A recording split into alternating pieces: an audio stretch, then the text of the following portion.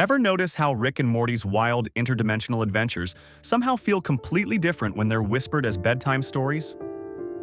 In the next 2.5 hours, I'm going to transform those chaotic, mind-bending escapades into the most relaxing sleep experience you've ever had.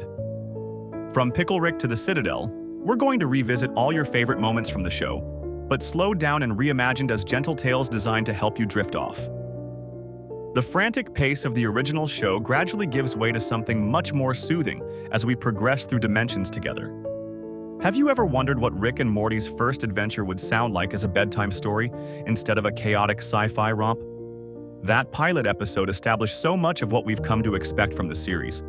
The frantic pace, the wild dimension hopping, and yes, Rick dragging Morty into dangerous situations against his will. But what if we took all that intensity and transformed it into something soothing? Something that could actually help you drift off to sleep rather than keeping you on the edge of your seat? When we first met Rick Sanchez in the pilot, he burst into Morty's bedroom in the middle of the night, alcohol on his breath, and a wild scheme in mind. He was immediately established as brilliant but dangerous, a scientist whose genius was matched only by his recklessness. And poor Morty, his anxious grandson, was established as the reluctant companion who somehow always gets pulled into these adventures despite his protests. In our reimagined version, this dynamic remains, but the entire tone shifts. Rick still enters Morty's room, but instead of stumbling drunkenly, he gently knocks on the door. His enthusiasm for science remains, but his voice carries a hushed wonder rather than manic energy. He's still eccentric, still a genius, but his edges are softened. When he explains his need for an assistant, it comes across as a genuine invitation rather than a demand. The core story of Rick needing Morty to help retrieve mega seeds from another dimension stays intact, but the framing changes completely. Their journey becomes one of gentle exploration rather than a terrifying escape. The portal that Rick creates doesn't tear through reality with a harsh sound. Instead, it swirls open with a soft whooshing noise, casting a calming green glow across Morty's bedroom. As they step through, the sensation isn't jarring, but more like slowly sinking into a warm bath of interdimensional energy.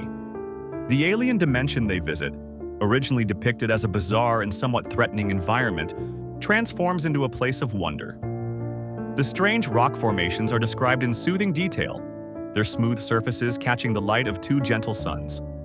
The unusual plants don't pose any danger but sway rhythmically in a light breeze, creating a visual lullaby for listeners to imagine. The mega seeds aren't hidden in a threatening location, but nestled within beautiful crystalline structures that chime softly when touched. One of the most intense scenes from the original pilot was the interdimensional customs checkpoint, where Rick and Morty had to flee from insectoid authorities. In our sleep-friendly version, this becomes an opportunity to appreciate the diversity of the universe. The customs area is reimagined as a peaceful transit hub where various alien species mingle. The insect officers are simply doing their jobs, and while Rick and Morty still need to move through carefully, there's no chase sequence. Instead, we take time to describe the fascinating alien travelers, a crystalline being that refracts light in beautiful patterns, a cloud-like entity that changes colors with its emotions, tiny floating creatures that communicate through melodic humming. Throughout this reimagined adventure, Morty's character maintains his cautious nature, but his anxiety transforms from panic to gentle concern. His questions aren't shouted in fear, but whispered with curiosity. When he expresses worry, it's with a thoughtful tone that encourages listeners to consider the wonders around them rather than potential dangers. His character becomes the perfect surrogate for the listener, someone experiencing these fascinating scientific concepts with wide-eyed wonder rather than terror. The family dynamics established in the pilot undergo a similar transformation. The tensions between Jerry and Beth remain, as does their skepticism about Rick's influence. But these elements are reframed as normal family adjustments rather than dysfunctional conflicts. Jerry's insecurity about Rick's intelligence becomes a thoughtful reflection on finding one's place in a family. Beth's complicated relationship with her father is portrayed with more warmth, focusing on their genuine connection rather than past abandonment issues. Summer's teenage detachment is softened into a gentle independence. The Smith household becomes a place of normal familial love, with understandable tensions rather than a dysfunctional backdrop for Rick's adventures. Perhaps the most significant transformation comes in how Rick's scientific explanations are presented. In the original show, these often come as rapid-fire, jargon-filled rants that barely pause for breath. In our sleep story version, they become fascinating whispered observations about the nature of reality. The science remains complex and creative, but Rick explains concepts like interdimensional travel and alien biology with a patient, almost poetic cadence. His explanations invite listeners to visualize concepts like quantum uncertainty or alien ecosystems as beautiful mental landscapes perfect for drifting into dreams. The most intense part of the pilot, when Morty had to smuggle the seeds through customs in an uncomfortable manner, is completely reimagined. Instead, the seeds are simply placed in a special container that Rick designed, one that pulses with a gentle blue light and makes a soft humming sound. The challenge becomes about carefully handling these delicate scientific specimens rather than a gross-out moment. By the adventure's conclusion, when Rick and Morty return home, the core story beats remain but serve a different purpose. Rick still gets what he needed, his megaseeds, but the focus shifts to the bond that's formed through shared discovery. Morty has still experienced something that has expanded his understanding of the universe, but instead of being traumatized, he's gently amazed. The experience hasn't frightened him but opened his mind to new possibilities, much like how a good bedtime story should leave you with fascinating thoughts to carry into your dreams. The pilot's broken legs, fake-out ending is completely removed. Instead, our story concludes with Rick tucking the seeds away in his lab while softly explaining to Morty how they'll help his research. Morty, tired from the adventure but content, drifts off to sleep in the garage as Rick continues his gentle scientific monologue. A perfect mirror for what we hope is happening to our listeners. Now that we've seen how the pilot transforms into a gentle journey, let's explore what happens when we take Rick and Morty's most action-packed episode and reshape it into something remarkably soothing. The infamous Pickle Rick episode might seem like the least likely candidate for a bedtime story, yet beneath its chaotic exterior lies a surprisingly tender framework about identity and family connection that's perfect for our gentle retelling. In the original episode, Rick's transformation into a pickle isn't just a random scientific experiment. It's actually an elaborate scheme to avoid attending family therapy. This premise alone gives us rich thematic soil to cultivate a more tranquil narrative. Rather than portraying Rick's pickle transformation as a frantic escape plan, our bedtime version frames it as a thoughtful exploration of identity. In our retelling, Rick whispers to the listener that sometimes we all feel trapped in versions of ourselves that don't quite fit, begins our soothing narrator. His pickle form becomes a gentle metaphor for the masks we wear, rather than a vehicle for violence. The transformation scene itself changes dramatically in our version. Instead of Rick's panicked shouting when he realizes he can't reach the syringe that would return him to human form, we hear calm, measured breathing. The garage is described with soft, ambient sounds.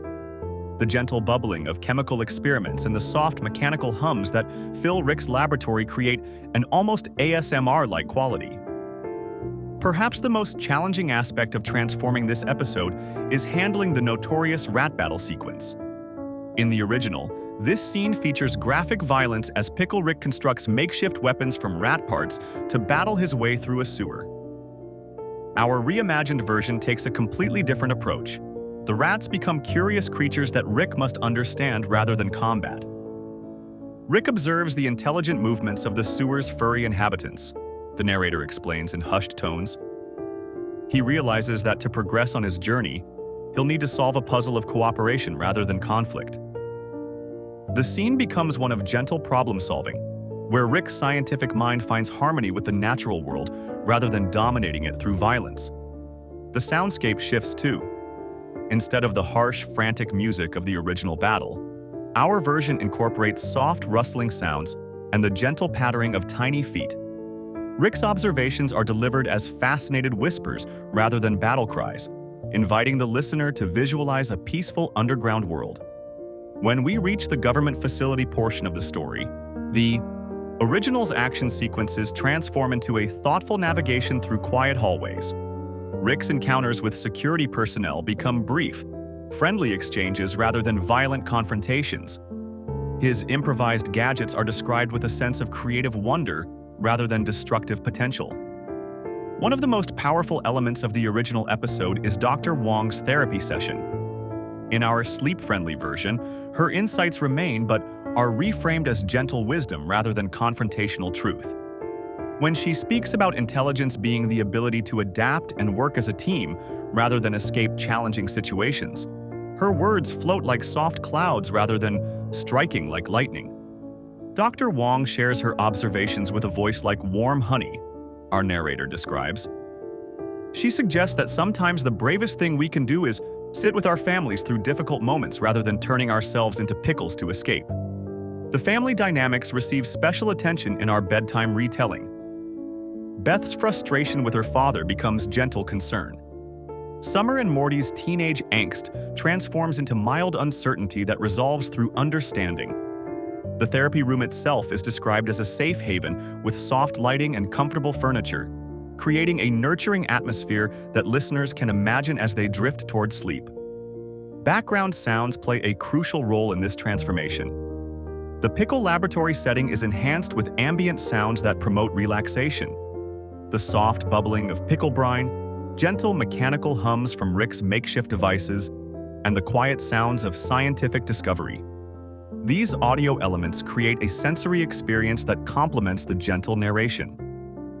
As our story progresses toward resolution, we build a sense of comfort rather than chaos. Rick's eventual return to human form isn't portrayed as a defeat, but as a warm homecoming to himself. His reconnection with the family carries subtle emotional weight, emphasizing the importance of vulnerability and presence. As Rick returns to his human form, our narrator continues in hushed tones. He discovers that being present with his family brings a different kind of scientific wonder, the fascinating complexity of human connection. The episode's final scenes in our retelling emphasize emotional resolution rather than action.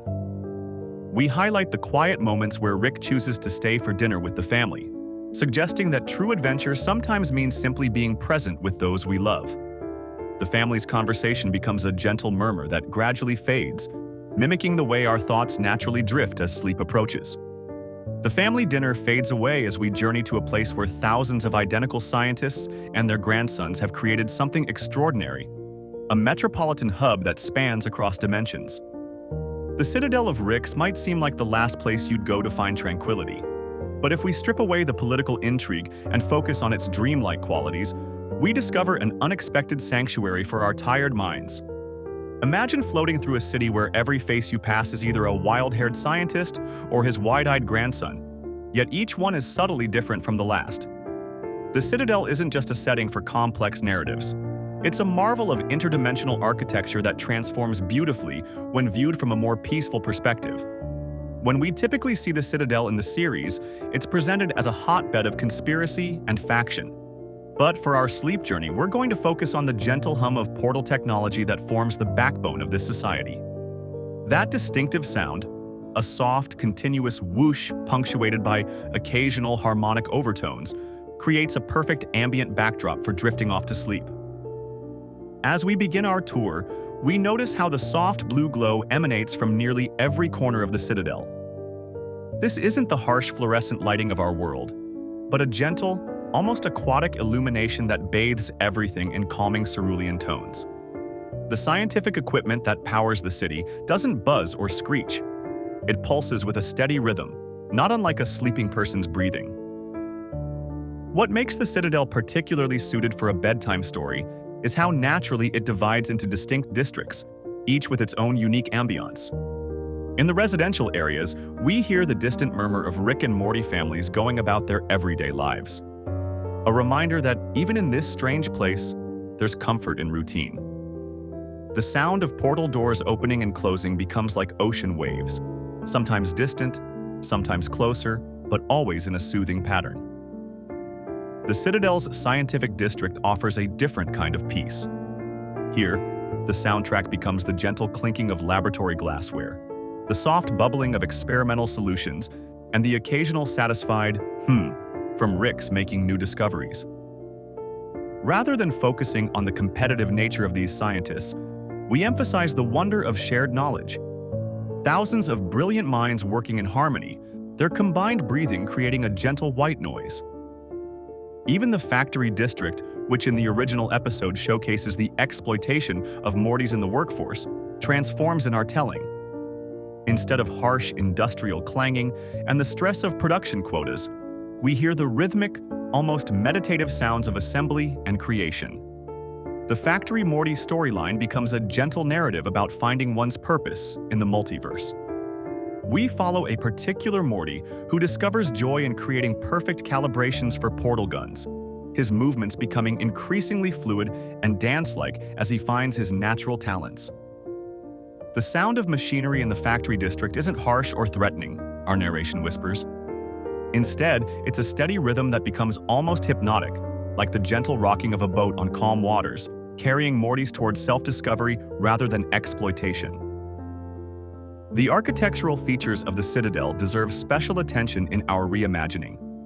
The towering spires that house the Council of Ricks are described not as intimidating power structures, but as elegant connectors between dimensions, their graceful curves drawing the eye upward toward infinite possibilities. The massive central portal that serves as the Citadel's main transit hub becomes a mesmerizing focal point, a swirling, gentle vortex of blues and greens that pulsates like a cosmic heartbeat. Throughout our tour, we occasionally glimpse unusual architectural features that could only exist in a place built by infinite versions of the smartest being in the universe. Gravity-defying walkways connect buildings at impossible angles.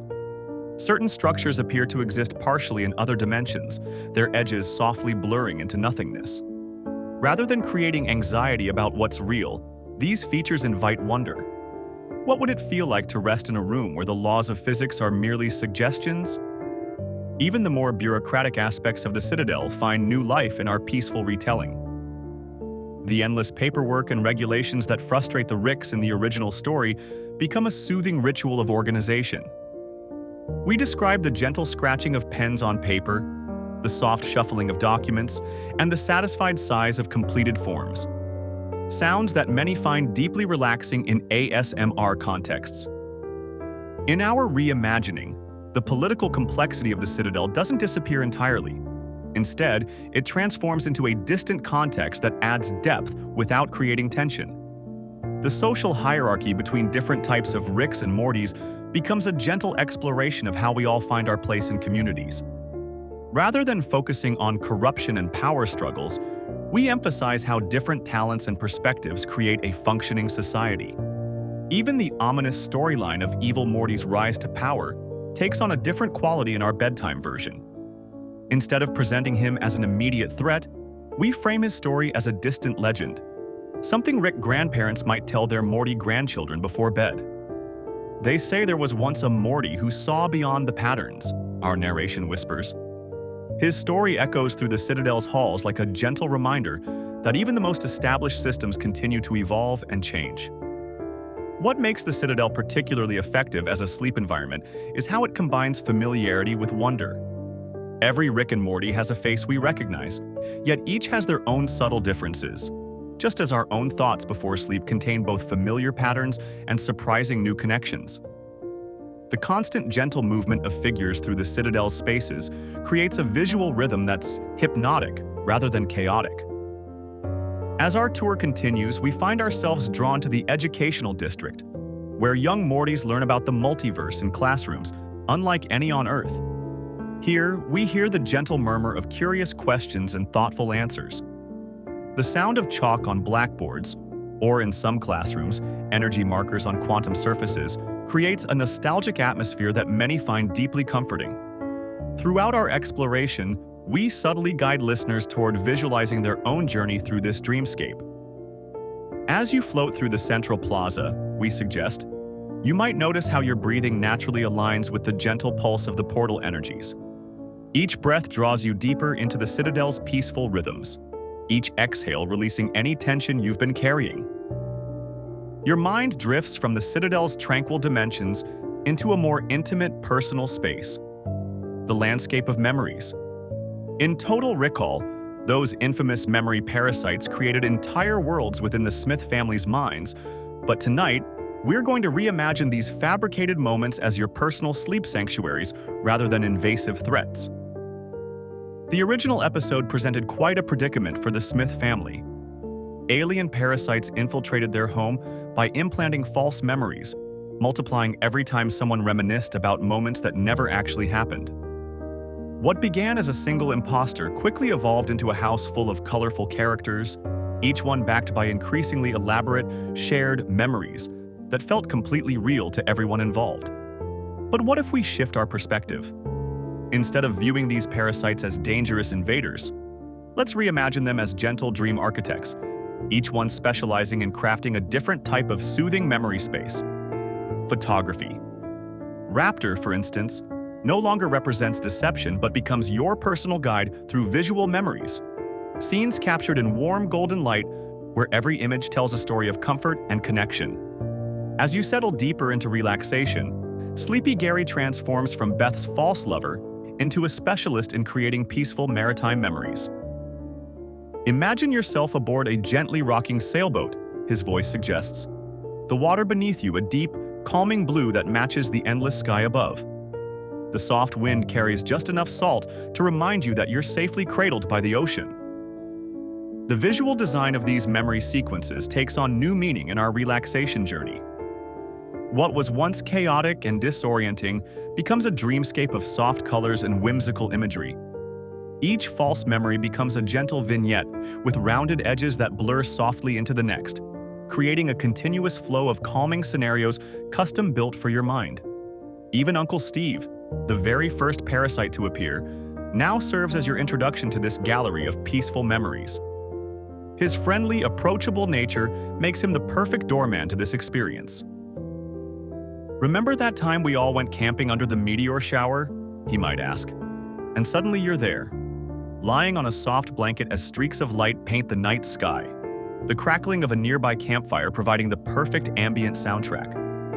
The soft sound design elements unique to each memory environment create a varied but consistently relaxing soundscape. Reverse Giraffe's savanna memories feature distant bird calls and the gentle rustle of tall grasses in a warm breeze. Hammerai's memories incorporate the delicate tinkle of wind chimes and the subtle hum of meditation bowls. Each soundscape is distinct, yet shares the common purpose of guiding you toward deeper relaxation. What makes this reimagining so powerful for sleep induction is how we transform the episode's core question. No longer is "what's real?" a source of paranoia and suspicion. Instead, it becomes an invitation to let go of the boundaries between reality and imagination. As you drift towards sleep, these boundaries naturally blur, and questioning them only prevents the mind from finding rest. In our version, the question becomes a comforting exploration that encourages you to surrender to the experience. Mr. Poopy Butthole, who many fans know was actually real despite seeming like another parasite, becomes our gentle, recurring narrator. His distinctive voice guides you between different memory spaces with reassuring continuity. "Ooh-wee, let's float on over to another nice memory," he might say, as one visualization exercise gently dissolves into another. His presence creates a thread of familiarity throughout the journey, a consistent companion as you explore increasingly abstract dreamscapes. Imagine how Pencilvester's memories might feel. The smooth glide of creating art on fresh paper, the satisfaction of colors blending perfectly, the sense of creative expression without judgment. Each memory parasite offers a unique environment for your mind to explore, each one meticulously crafted to highlight sensations that release tension and invite peaceful thoughts. The structure of these memory scenarios follows a specific pattern designed for sleep induction. Each false memory is presented as a short, self-contained story with a gentle beginning that introduces the setting, a middle that explores the sensory details, and a soft resolution that never feels final or abrupt. This format allows you to engage without becoming invested in outcomes or consequences, perfect for quieting an active mind. As we move deeper into this experience, the memories themselves begin to follow sleep logic rather than waking logic. Just as your own dreams might shift settings or combine elements in ways that only make sense in the dream state, our guided memory sequences gradually become more abstract. The hockey game with Sleepy Gary might dissolve into floating above the ice, which then transforms into drifting through clouds, the transitions feeling natural and inevitable. The beauty of using total recall as a framework for sleep meditation is that it acknowledges how our minds naturally create and recreate memories. Each time we recall something, we're not accessing a perfect recording but instead reconstructing it anew, often with subtle changes. This makes memories the perfect vehicle for visualization exercises. They're already flexible constructs that our minds are accustomed to exploring and adapting. Ghost in a Jar's memories might involve floating weightlessly through spaces filled with gentle luminescence, while Frankenstein's might center on the comfort of being assembled exactly as you should be. A perfect metaphor for the way sleep helps us integrate our daily experiences and restore our sense of wholeness. As your journey through these memory spaces continues, you'll notice the transitions becoming less distinct. Baby Wizard's magical forest blends imperceptibly into Hammerai's mountain meditation retreat.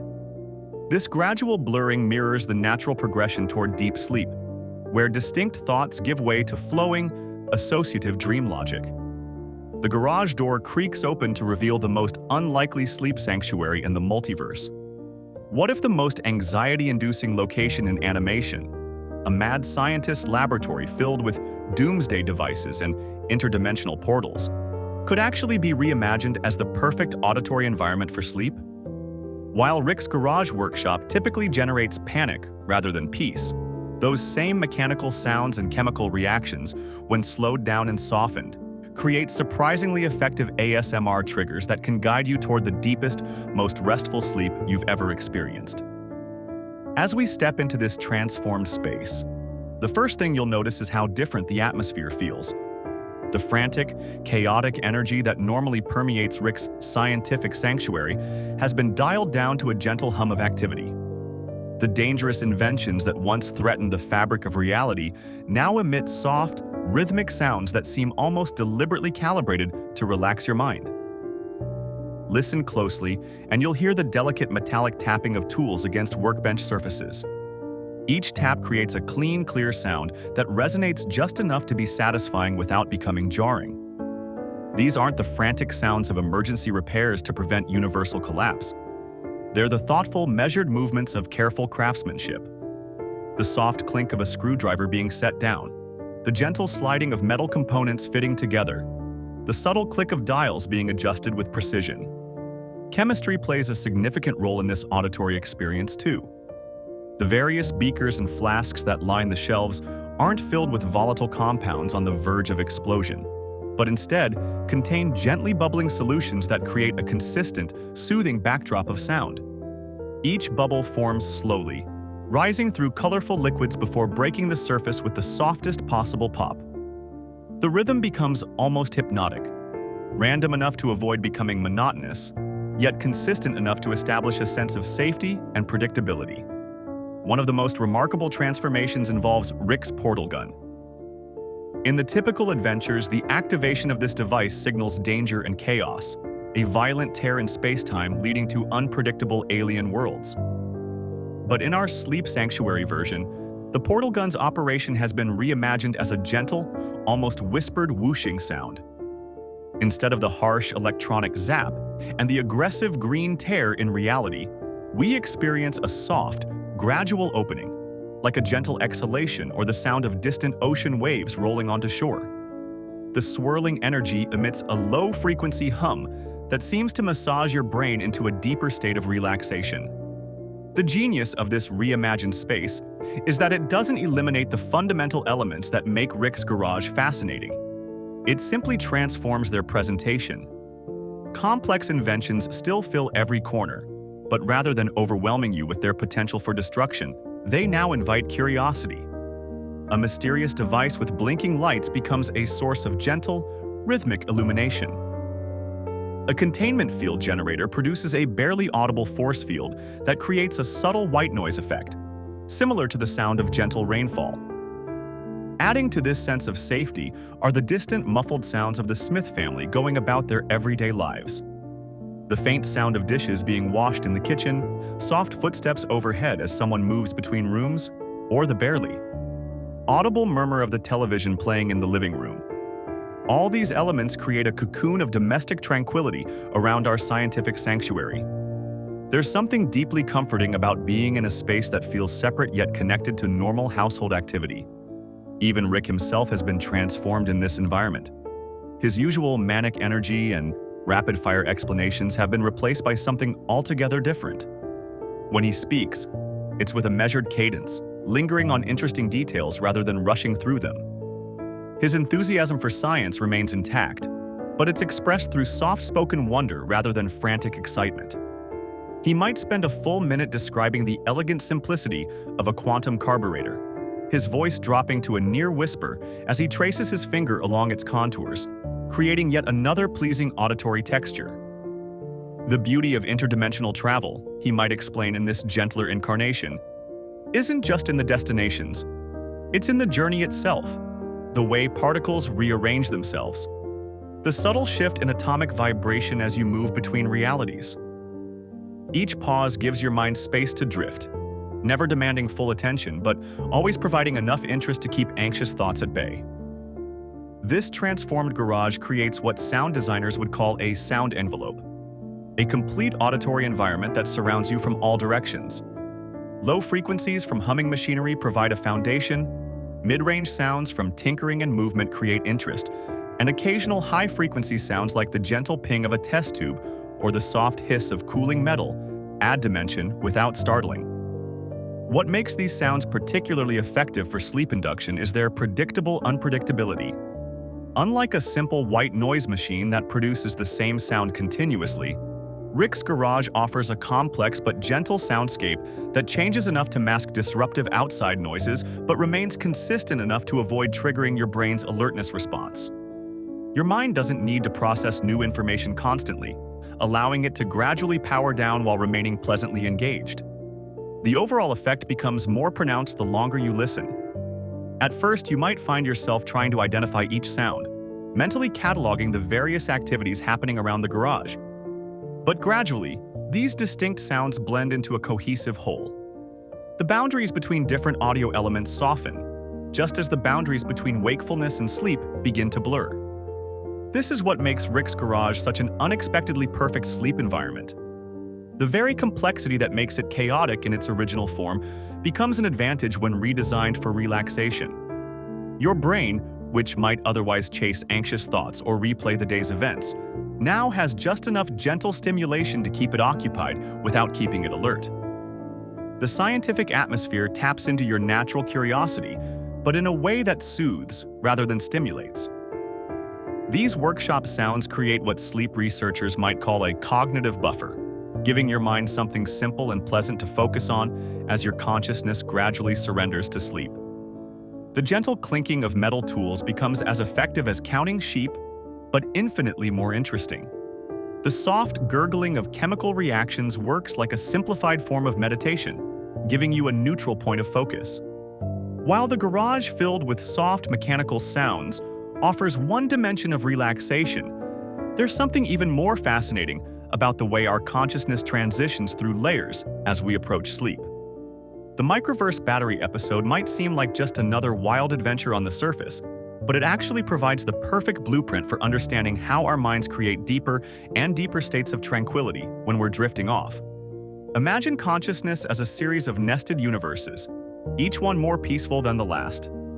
This is exactly what happens in the Microverse battery story, where Rick creates an entire miniature universe inside his car battery. But instead of seeing this as a troubling commentary on exploitation, we can reframe it as a beautiful metaphor for the journey into sleep.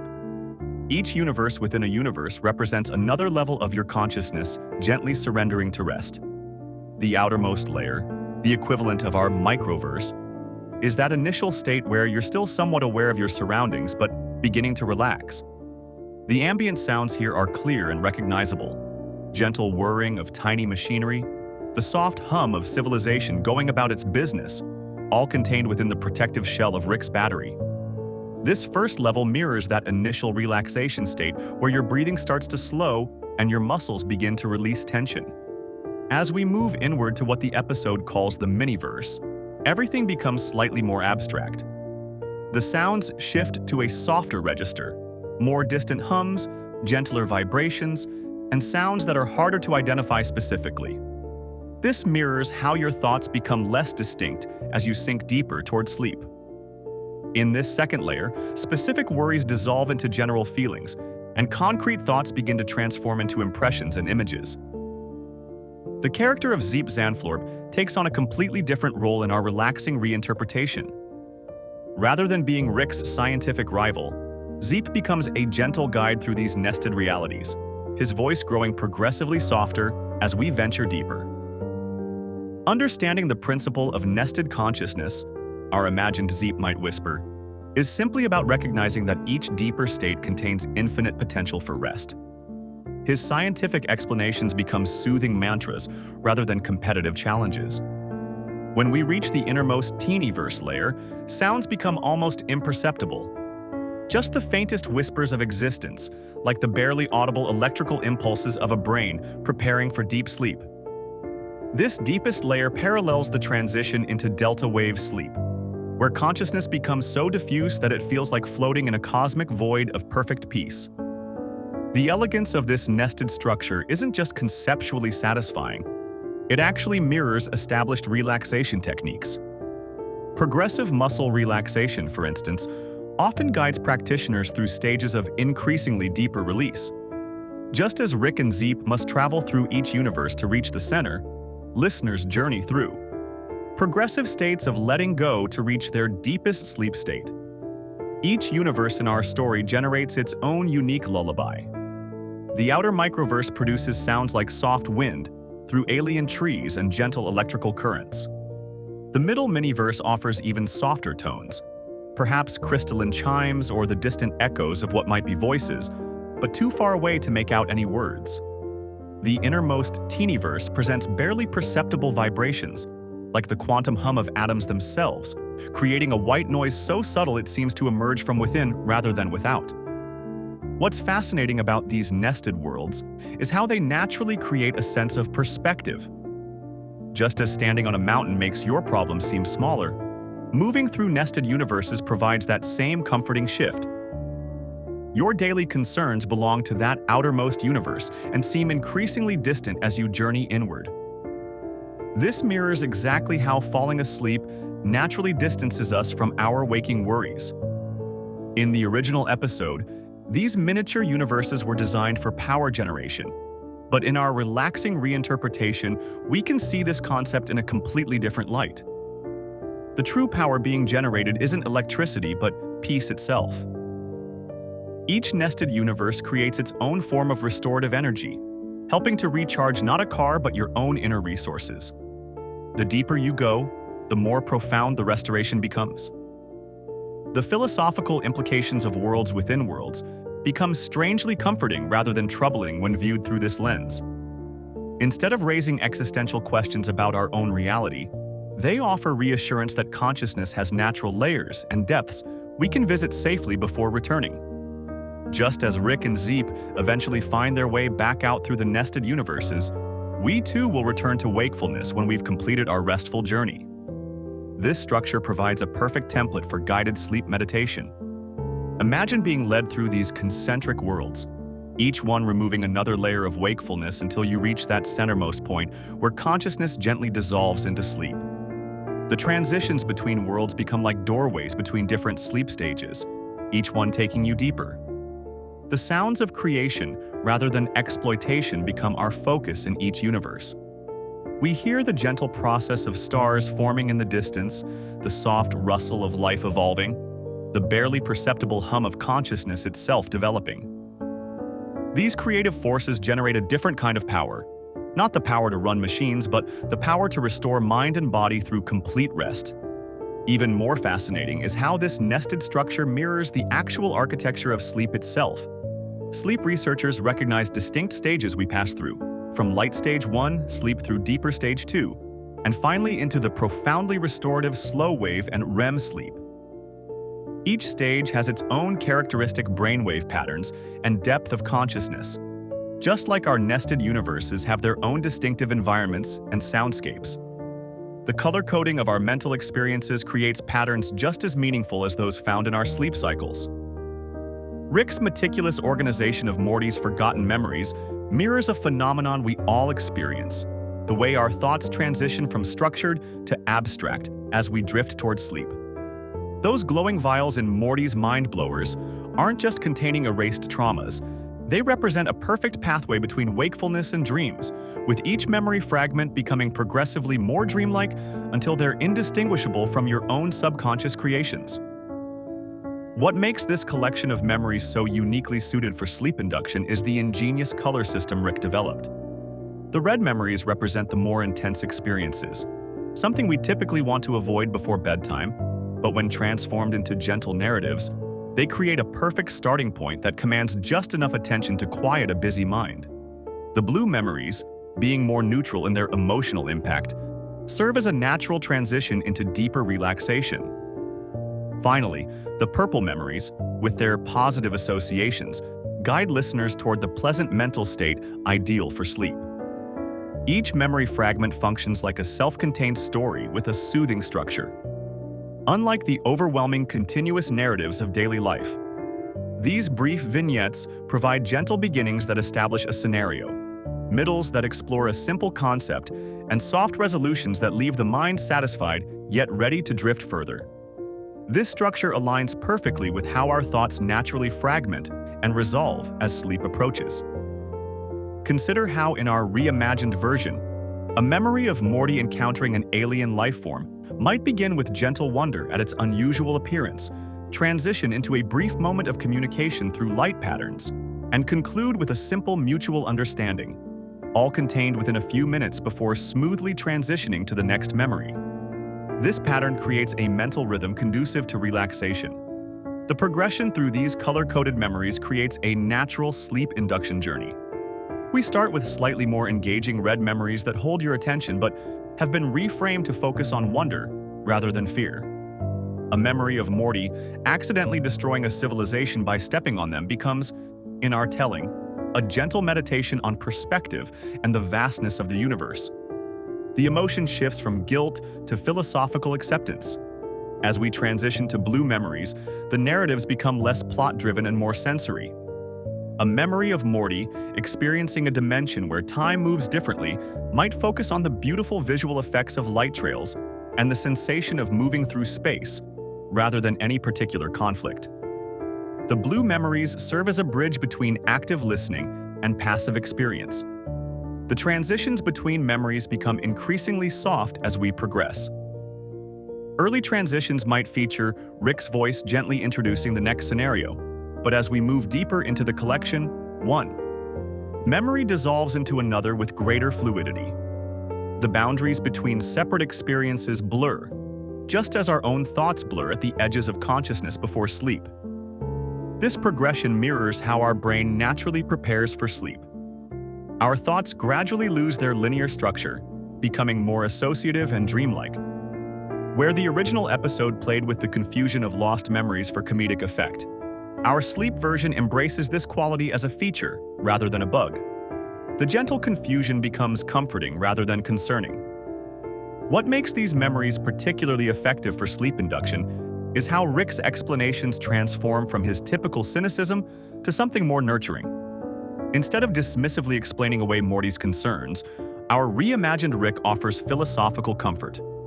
When explaining a memory about cosmic insignificance, rather than reinforcing Morty's existential dread, Rick might whisper, "The universe is vast enough to hold both our significance and insignificance simultaneously, Morty. That's what makes it beautiful." The purple memories introduce another dimension to this sleep journey.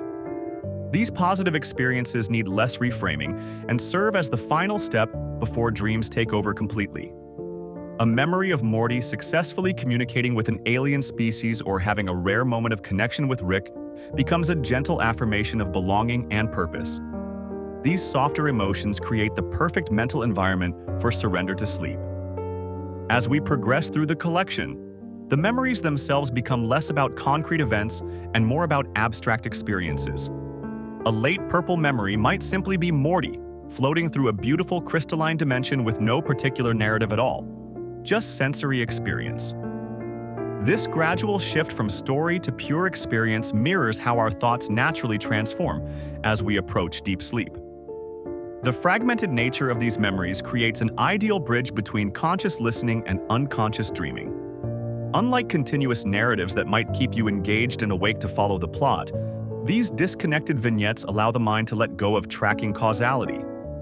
You can drift in and out without losing anything essential, making it easier to surrender to sleep.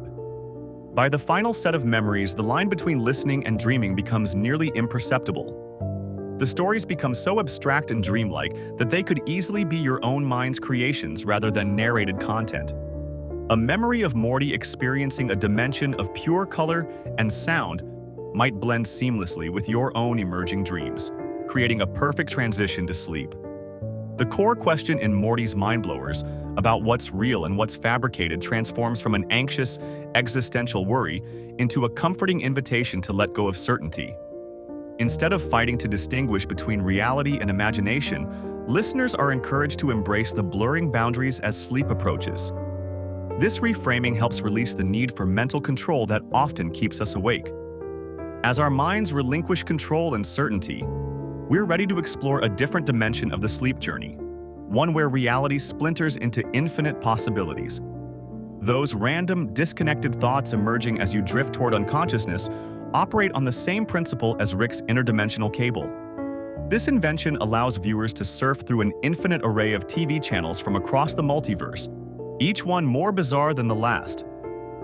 But what makes this chaotic entertainment perfect for our final transition into dream state isn't just coincidence. It's because both processes follow the same pattern of diminishing coherence. When we're wide awake, our thoughts maintain a logical structure.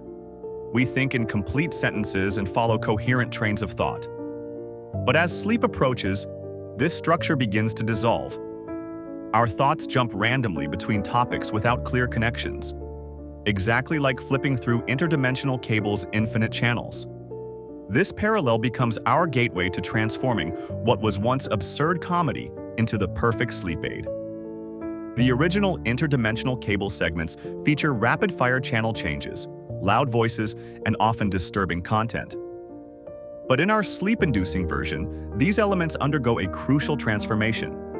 The transitions between channels become elongated, with gentle static serving as white noise rather than jarring interruptions. This continuous, soft static creates a consistent auditory backdrop that masks disruptive external sounds, similar to how traditional white noise machines function. Each interdimensional program becomes progressively shorter as we journey deeper into the sleep experience. Early channels might feature complete mini-stories lasting several minutes, while later ones offer mere glimpses lasting only seconds before fading into the next. This mirrors how our pre-sleep thoughts become increasingly fragmented and brief the closer we get to unconsciousness. The dialogue transformation proves especially effective. The improvised nature of interdimensional cable's original content, with its hesitations, repetitions, and nonsensical tangents, becomes an asset rather than a liability. Actors' voices are softened into whispers and gentle mumbles, preserving the natural speech patterns while removing any jarring elements. Those trademark hesitations and repetitions become hypnotic rather than comedic when delivered in a soothing tone. For instance, the normally enthusiastic sales pitch from Anson My Eyes Johnson transforms when whispered, "I'm Anson My Eyes Johnson. I can't feel anything. Got so many ants in my eyes." The repetitive, fragmented speech pattern takes on a dreamy, hypnotic quality when slowed down and softened. The nonsensical premise no longer demands logical interpretation, instead becoming abstract imagery that floats through consciousness. Similarly, the real fake doors commercial evolves from an absurdist joke into gentle, surrealist imagery. The concept of doors that don't open becomes a metaphor for the transition between wakefulness and sleep, boundaries that appear solid, but eventually dissolve.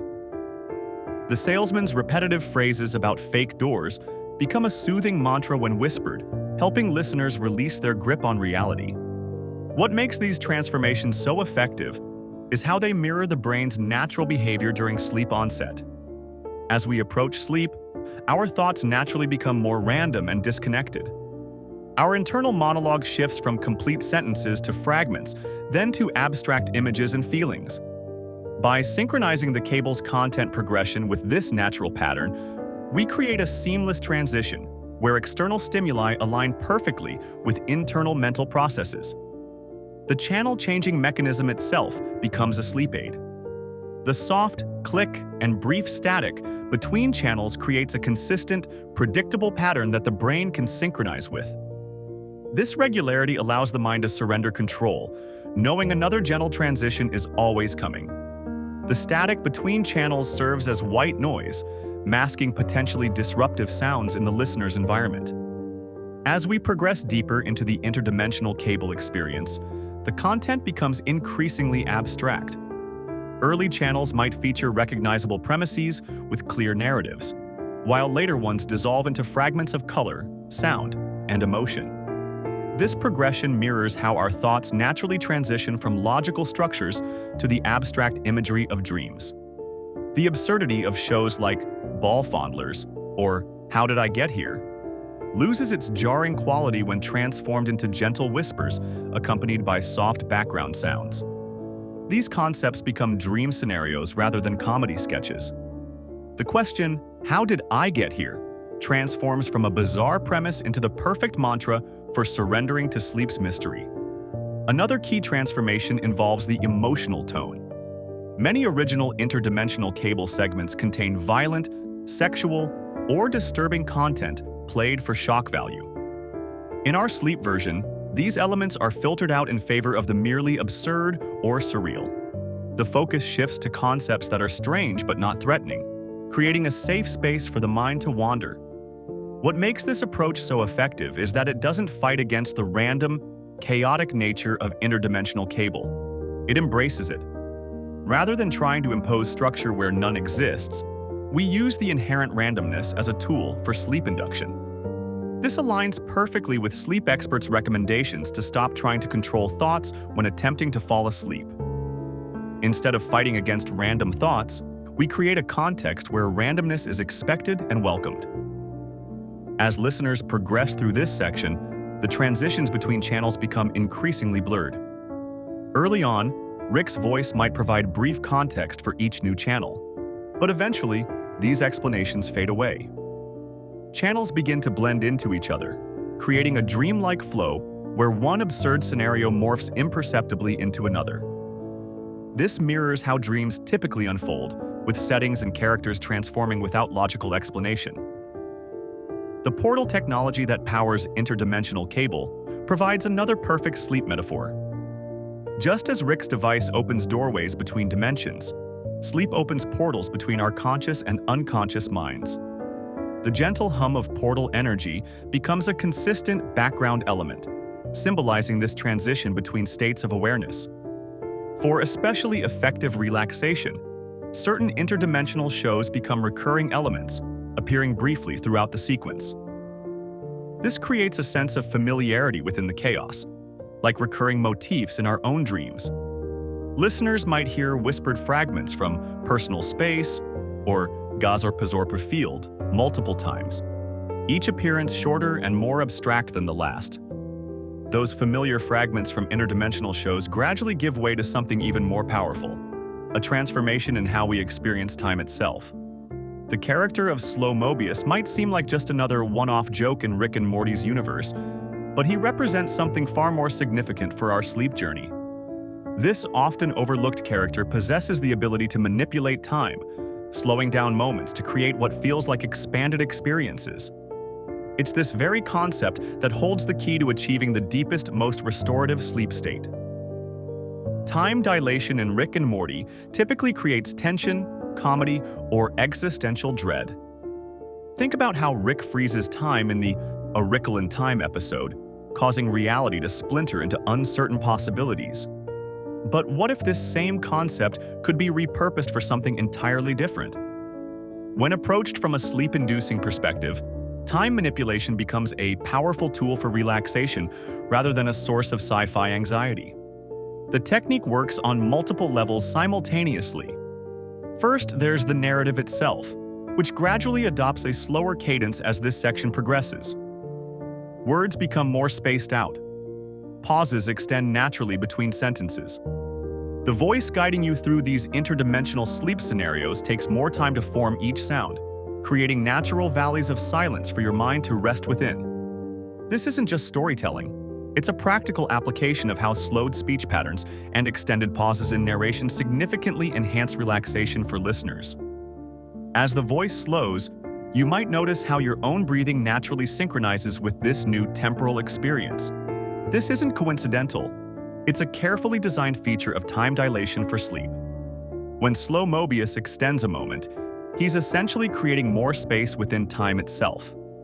In our sleep journey, this translates to guided breathwork that gradually extends your inhales and exhales with gentle cues that might suggest breathe in for 4, hold for 7, exhale for 8. The counting itself takes longer as we progress, further stretching your perception of each moment. The soundscape around you transforms too. Those familiar portal sounds from earlier sections now stretch and elongate, with the characteristic whoosh extending into a gentle wave that might last 10 seconds instead of 1. The bubbling of chemicals in Rick's lab slows until each bubble feels like it takes minutes to form and pop. Even the ambient background noise of the Smith household stretched through slow Mobius's temporal field creates a surreal audio environment where everything feels weightless and extended. This expansion of time creates fascinating scenarios across different dimensions. Imagine a planet where time flows at 1/100th the normal rate, where crystalline structures take millennia to grow just a few inches. The narrator might describe walking through forests of slowly unfurling crystal flowers, each movement so gradual it's nearly imperceptible. Yet in this stretched time field, you can actually witness the growth happening, creating a hypnotic visual to focus on as you drift deeper into sleep. Or consider a dimension where inhabitants experience time so slowly that what feels like a quick 5-minute conversation to them might span days in our perception. The narrator guides you through their unhurried social rituals, their words stretched into gentle tones that barely qualify as language anymore. This creates a perfect white noise effect while still maintaining narrative structure. Rick's normally rapid-fire scientific explanations undergo a complete transformation in this time-dilated state. Rather than bombarding you with complex terminology and interdimensional physics, Rick now speaks in almost dreamlike terms about the nature of time itself. Time isn't just a measurement, he might explain in a slowed voice. It's a perception, a feeling. And when you understand that, really understand it, you can stretch a moment of peace into an eternity of rest. The beauty of time dilation for sleep is that it addresses one of the most common barriers to restful sleep, the feeling that we don't have enough time. Sleep anxiety often stems from the pressure of needing to fall asleep quickly, which paradoxically makes sleep more difficult. By expanding our perception of time, slow Mobius's power creates a psychological environment where we feel we have all the time in the world to rest. This removes the pressure entirely, allowing sleep to arrive naturally. As this section progresses, the scenarios become increasingly abstract.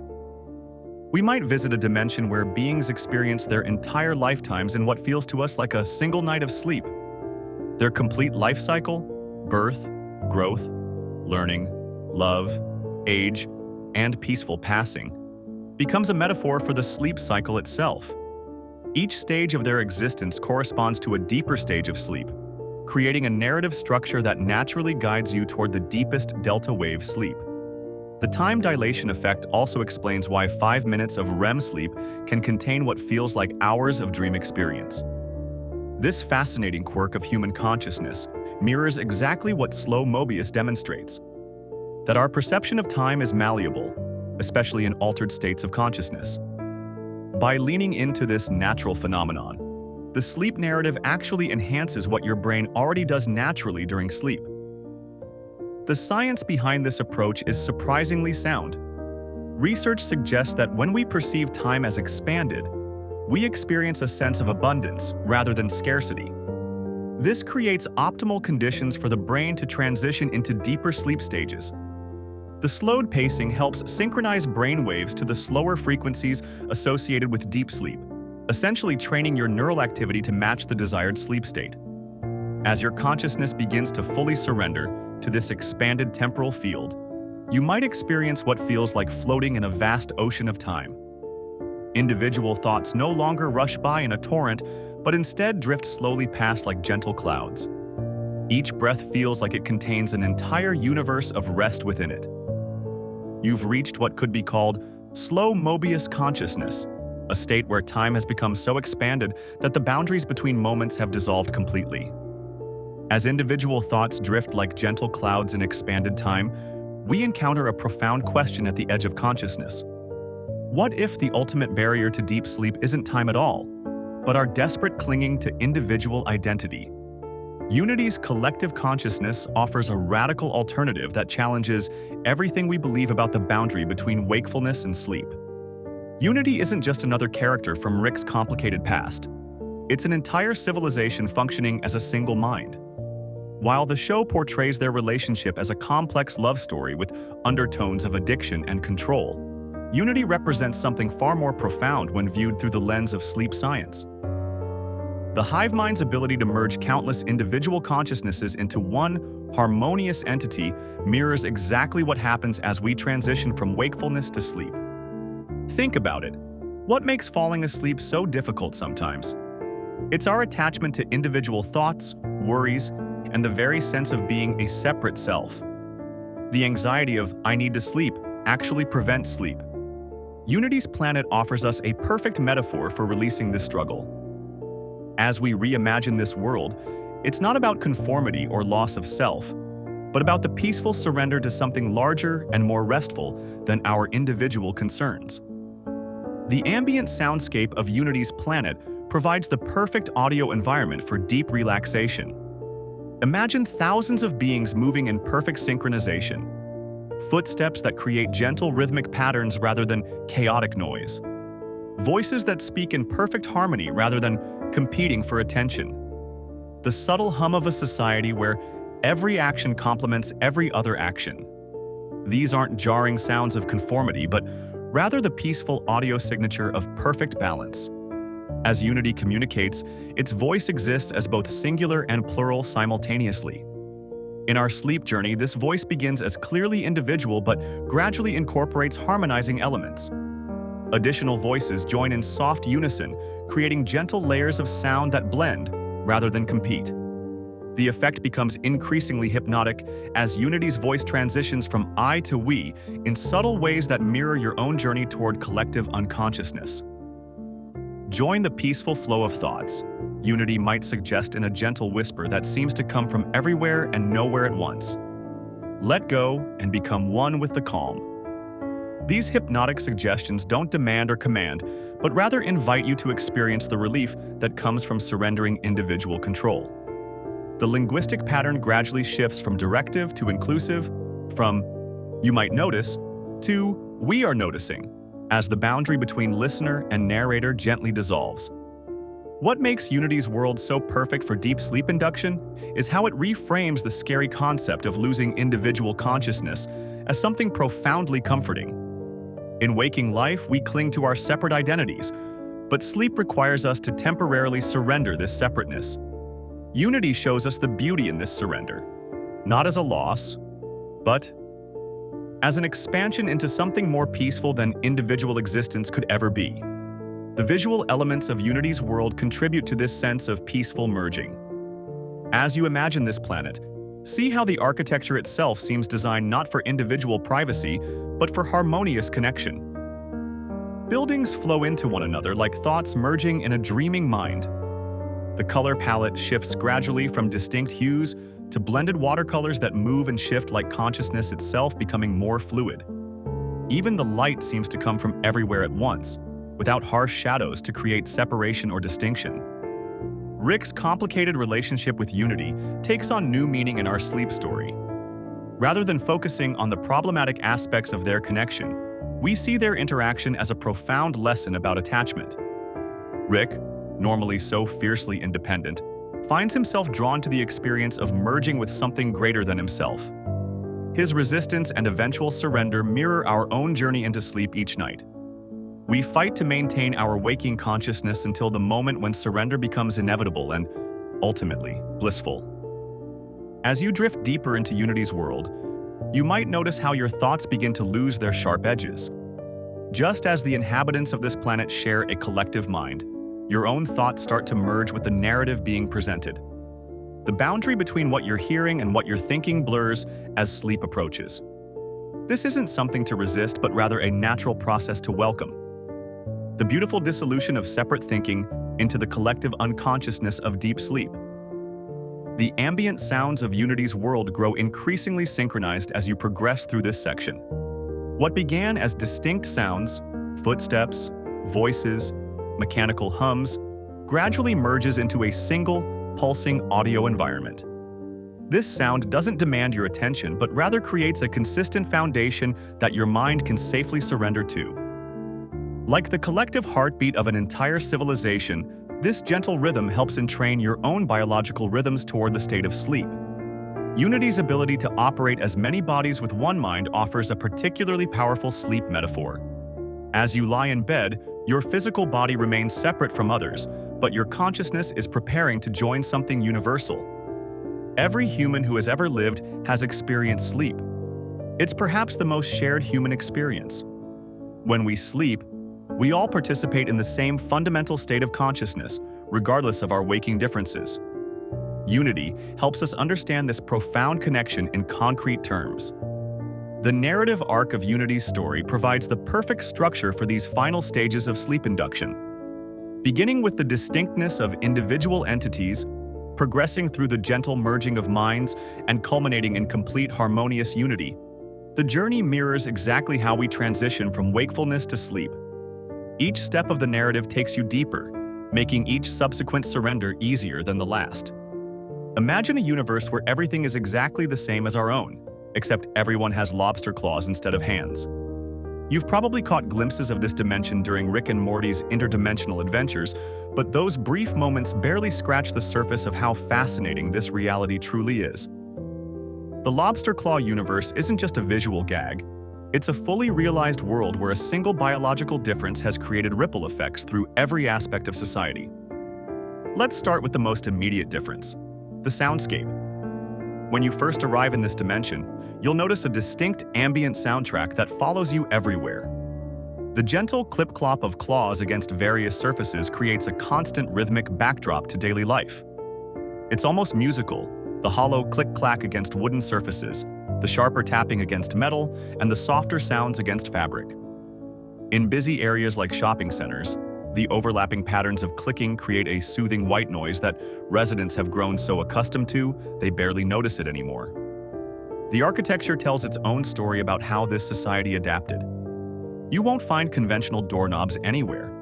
They've been replaced with lever mechanisms that can be easily manipulated with a pincer grip. Cabinets feature special indentations where claws can hook and pull rather than grasp and turn. Even elevator buttons are larger and spaced further apart to accommodate the less precise nature of claw manipulation. The design philosophy emphasizes practicality through clever engineering rather than through complex technological solutions. Windows in this dimension have an interesting feature. They open outward with a simple pushing mechanism that requires minimal dexterity. Appliances like refrigerators have specialized handle systems with rounded bars that can be hooked rather than grabbed. These subtle adaptations are everywhere once you start looking for them. The skyline of major cities features unique architectural elements that wouldn't make sense in our dimension. Buildings often incorporate spiral designs with continuous ramps rather than stairs, allowing residents to maintain their balance more easily while ascending. Sharp corners are minimal, replaced by curved edges that prevent accidental snags or pinches. Water fountains are designed with special pressure-activated plates that can be pressed with the flat part of a claw, rather than requiring button pushing. Restaurants in this world are particularly fascinating to observe. Rather than struggling with conventional utensils, the cuisine has evolved to accommodate their unique anatomy. Foods are typically served pre-cut into manageable pieces that can be picked up directly with claws. Many dishes are designed to be speared rather than scooped. Special curved plates with raised edges allow food to be pushed against the side and then lifted. Drinking vessels have wide, stable bases and often feature side handles that can be hooked comfortably. Technology has taken its own evolutionary path here. Computer keyboards have entirely different layouts, with larger, more widely spaced keys that make distinctive clicking sounds as residents type. The sound of a busy office is like dozens of tiny castanets all playing slightly out of sync, strangely calming once you get used to it. Touchscreens never caught on in this dimension, instead being replaced by precision joysticks and simple, pressure-sensitive pads. The fashion industry in the lobster claw universe has developed unique solutions for everyday challenges. Clothing fasteners utilize hooks and loops rather than buttons or zippers. Pockets are designed with special reinforced openings that prevent tearing from claw edges. Shoes are particularly innovative, with special clasps instead of laces and wider openings to accommodate the different way feet need to enter when your hands aren't available to help. Social customs have naturally evolved to accommodate their physical differences. Instead of handshakes, greetings involve a gentle claw tap, creating a pleasant clicking sound that varies in rhythm and intensity depending on the relationship between the people meeting. Certain complex claw-tapping patterns have emerged as a form of non-verbal communication, almost like a simplified Morse code that can convey basic sentiments across noisy environments. When night falls, residents of this dimension gaze up at the same cosmic arrangement we see, but they've named their constellations very differently. Rather than Greek heroes and mythological creatures, their star patterns bear names like the Great Pincer, the Molting Shell, and the Tidal Hunter. Their astronomers point out the Clacking Ones, where we see Orion, and the Shell Seeker, where we know Cassiopeia. These names reflect not just their physical differences, but the way those differences have influenced their cultural mythology. The beaches in this dimension have a unique character as well. The combination of saltwater and claw maintenance has created special coastal economies centered around claw care. Beachside vendors sell special moisturizing oils with scents of citrus and sea minerals that residents apply to keep their claws healthy and prevent cracking. The ocean breeze carries these distinctive aromas, creating a sensory experience unique to coastal regions in this world. Special grooming tools for maintaining claw health are common household items, much like nail clippers would be in our dimension. City parks feature unique textural pathways designed to provide pleasant tactile feedback for claws. Different sections offer varied surfaces, smooth stones, textured concrete, special wooden boardwalks, creating a multi-sensory experience as residents walk through public spaces. These pathways are often arranged in patterns that create different rhythmic sounds as claws interact with them, essentially turning every park into a potential percussion instrument for those who know how to play it. What's most striking about this dimension isn't just how they've adapted to their physical difference, but how those adaptations have created a world with its own distinctive rhythm and flow. Life moves at a slightly different pace, not necessarily slower, but with a different cadence. Tasks that require fine manipulation might take longer, but this has created a culture that values patience and thoughtful precision over speed. The constant, gentle clicking that follows everyone creates a soothing background soundtrack that seems to keep the entire society moving at a harmonious pace. Have you ever wondered what the multiverse would look like if kindness was considered the ultimate evolutionary advantage? While we've explored a dimension where physical adaptations created harmony through lobster claws, there exists another reality where inner transformation has created an even more profound harmony. In dimension J19 Zeta 7, known as Doofus Rick's world, we find a place where the smartest Rick in the multiverse isn't defined by his cynicism or scientific prowess, but by his capacity for compassion. Unlike the Rick we're most familiar with, Doofus Rick lacks the sharp edges and biting sarcasm that define other Ricks across the multiverse. His gentle demeanor isn't a flaw or deficiency as other Ricks might suggest. It's actually the predominant trait of his entire dimension. This reality has evolved along a completely different trajectory, one where emotional intelligence is valued more highly than the ability to create weapons or interdimensional portals. When you first step into this dimension, you immediately notice how the air feels different. There's a lightness to it, carrying the faint scent of freshly baked cookies that seems to permeate every corner of this world.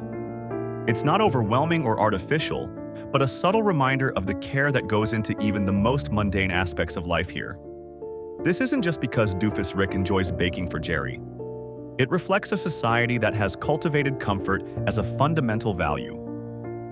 The visual landscape of J19 Zeta 7 tells its own story through color. Where the central finite curve typically features harsh purples, toxic greens, and aggressive neon aesthetics, Doofus Rick's dimension bathes in softer blues and gentle greens. Buildings don't thrust aggressively skyward, but seem to rise organically from their surroundings. The color palette isn't just a stylistic choice.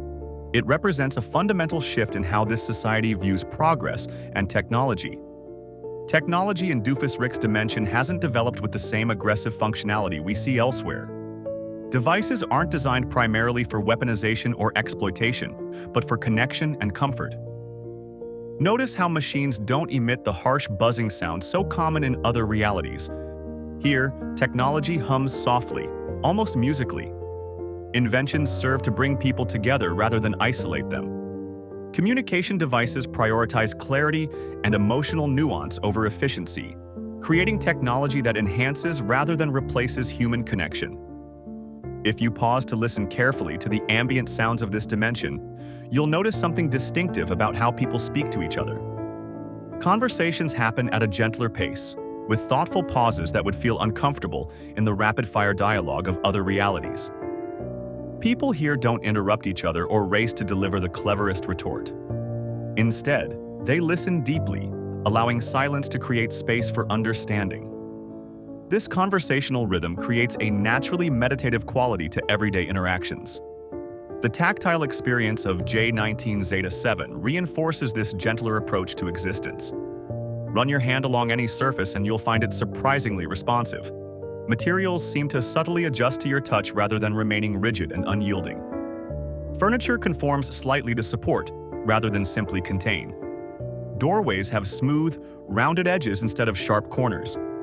Even the ground seems to meet each footstep with just the right amount of resistance, neither too hard nor too soft. When we observe Doofus Rick interacting with residents of other dimensions, particularly Jerry, we see the true power of his reality's value system. Where other Ricks dismiss Jerry as worthless, Doofus Rick finds genuine connection. This isn't naive or simple-minded, it's actually a sophisticated emotional capacity that other Ricks lack. His ability to form meaningful bonds represents an entirely different expression of intelligence, one that's been systematically cultivated in his dimension. Throughout J19 Zeta 7, we find technology designed specifically to enhance emotional well-being. Devices monitor not just physical health but emotional states, gently adjusting environmental factors to support optimal psychological comfort. Lighting shifts subtly throughout the day to complement natural circadian rhythms. Sound systems don't just play music but create ambient soundscapes precisely calibrated to induce calm and focus. These aren't luxury items but standard features of daily life, reflecting a society that has elevated emotional health to a primary concern. Homes in this dimension feature architecture that naturally promotes connection.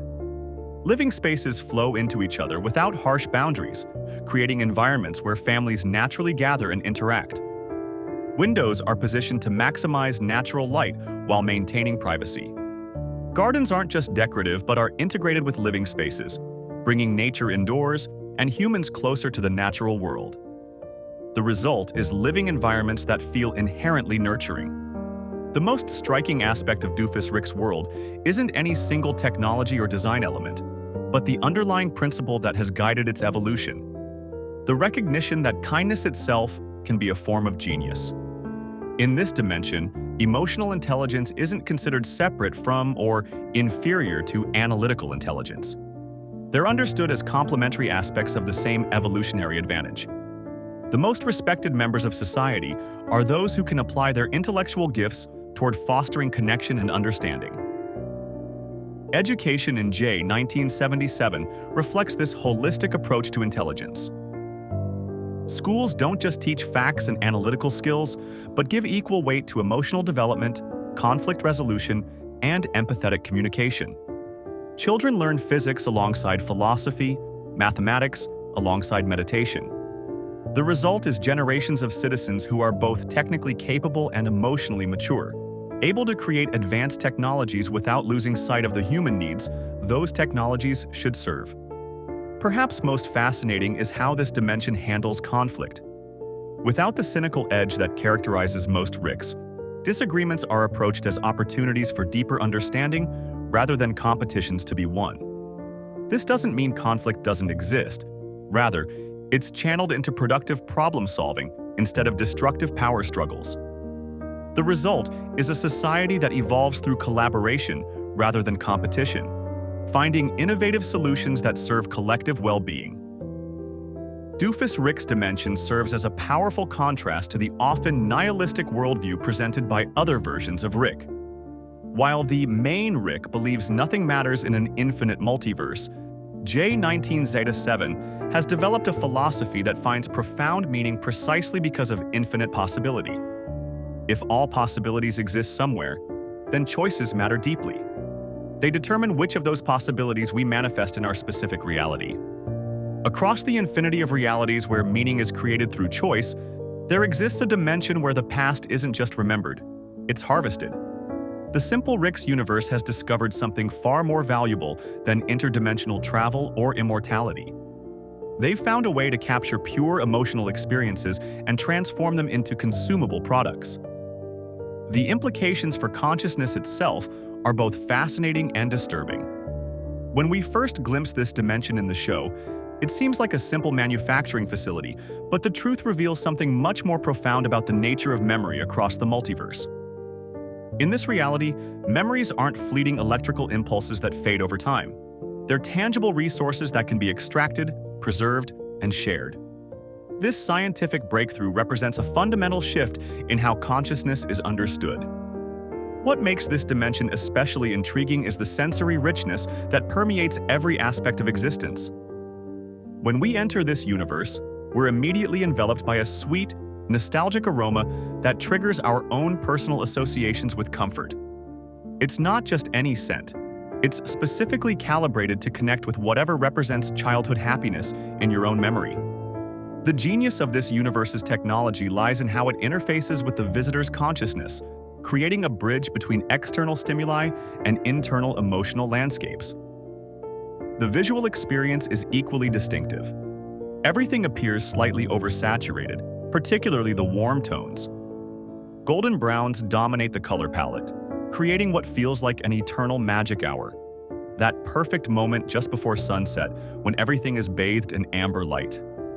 This visual choice isn't merely aesthetic. It reflects how emotional memories tend to be enhanced and idealized in our minds. The edges softened and the colors intensified. If you listen carefully while visiting this dimension, you'll notice a soundscape unlike any other universe we've explored. The ambient audio doesn't follow the random patterns of typical environmental sounds.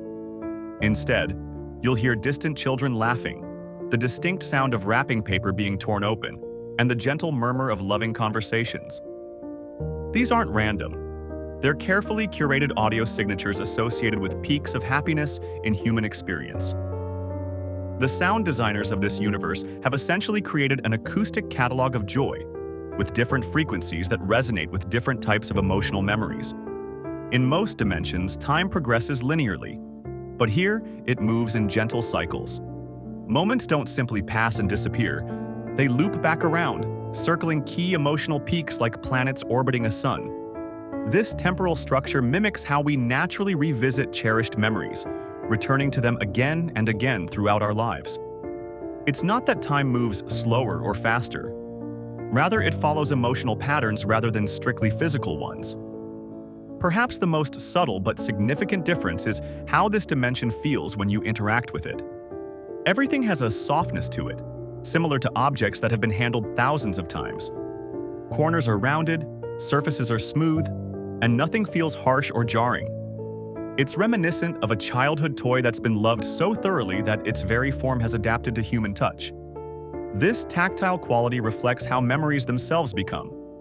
Worn smooth with revisitation, losing their sharp edges and painful details until only the comfortable essence remains. The technology that enables memory harvesting raises profound philosophical questions.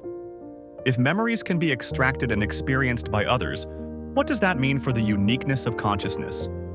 When you consume a simple Rick's wafer, are you truly experiencing someone else's life moment, or merely a simulation that triggers similar neural patterns in your own brain?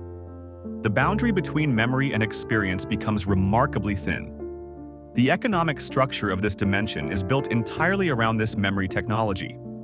While other universes trade in rare elements or advanced weaponry, here the most precious commodity is authentic emotional experience. The purest forms of joy, especially those associated with innocence and discovery, command the highest market value. This has led to an unusual social hierarchy where those capable of experiencing the most intense, authentic emotions are considered the most valuable citizens. Weather patterns in this dimension seem to follow emotional states rather than atmospheric conditions. Clear skies dominate during daylight hours, with gentle rain typically falling during early evening, the perfect background for reminiscence. Storms are rare and brief, mirroring how negative memories tend to be suppressed or recontextualized over time. Inhabitants often speak of memory weather, referring to atmospheric conditions that are particularly conducive to certain types of recollection. The architecture reflects this preoccupation with memory preservation. Buildings aren't designed merely for functionality, but to evoke emotional responses. Many structures incorporate materials that age beautifully, developing patinas that record their history.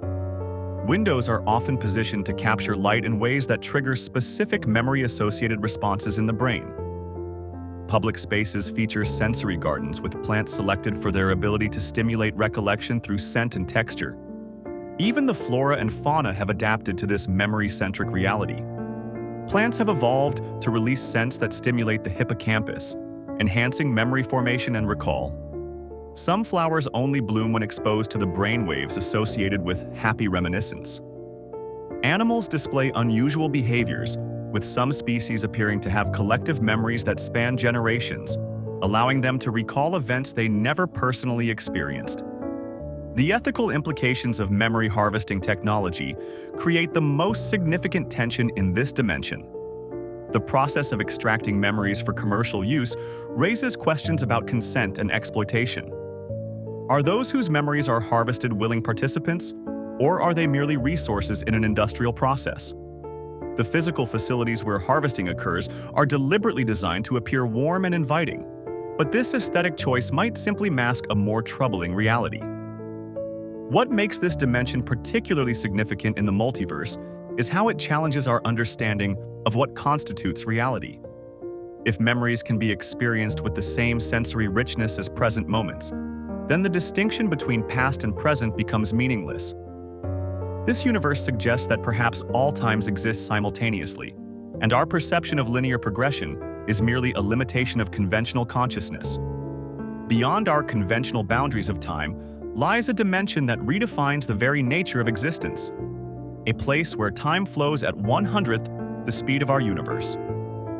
While our previous exploration of the simple Rick's dimension showed how memories can blur the line between past and present, this slow-time dimension completely transforms how consciousness experiences each moment from the ground up. Imagine a universe where a single heartbeat might last for minutes, where a sunset stretches across days of our time. This isn't just slow motion. It's an entirely different relationship with reality, one where patience isn't a choice but the fundamental foundation of consciousness itself. When Rick and Morty discovered this dimension, they saw it merely as a convenient tool, a place to age wine in minutes that would normally take years. But beyond this practical application lies an entire civilization experiencing life at their own natural rhythm. The residents don't perceive their existence as sluggish or delayed. To them, their pace is perfectly normal. If anything, they would view our dimension as frantic and chaotic, a place where beings rush mindlessly through experiences without truly appreciating any of them. The physics of this slow-time dimension creates extraordinary sensory experiences that would be impossible in our faster-paced reality.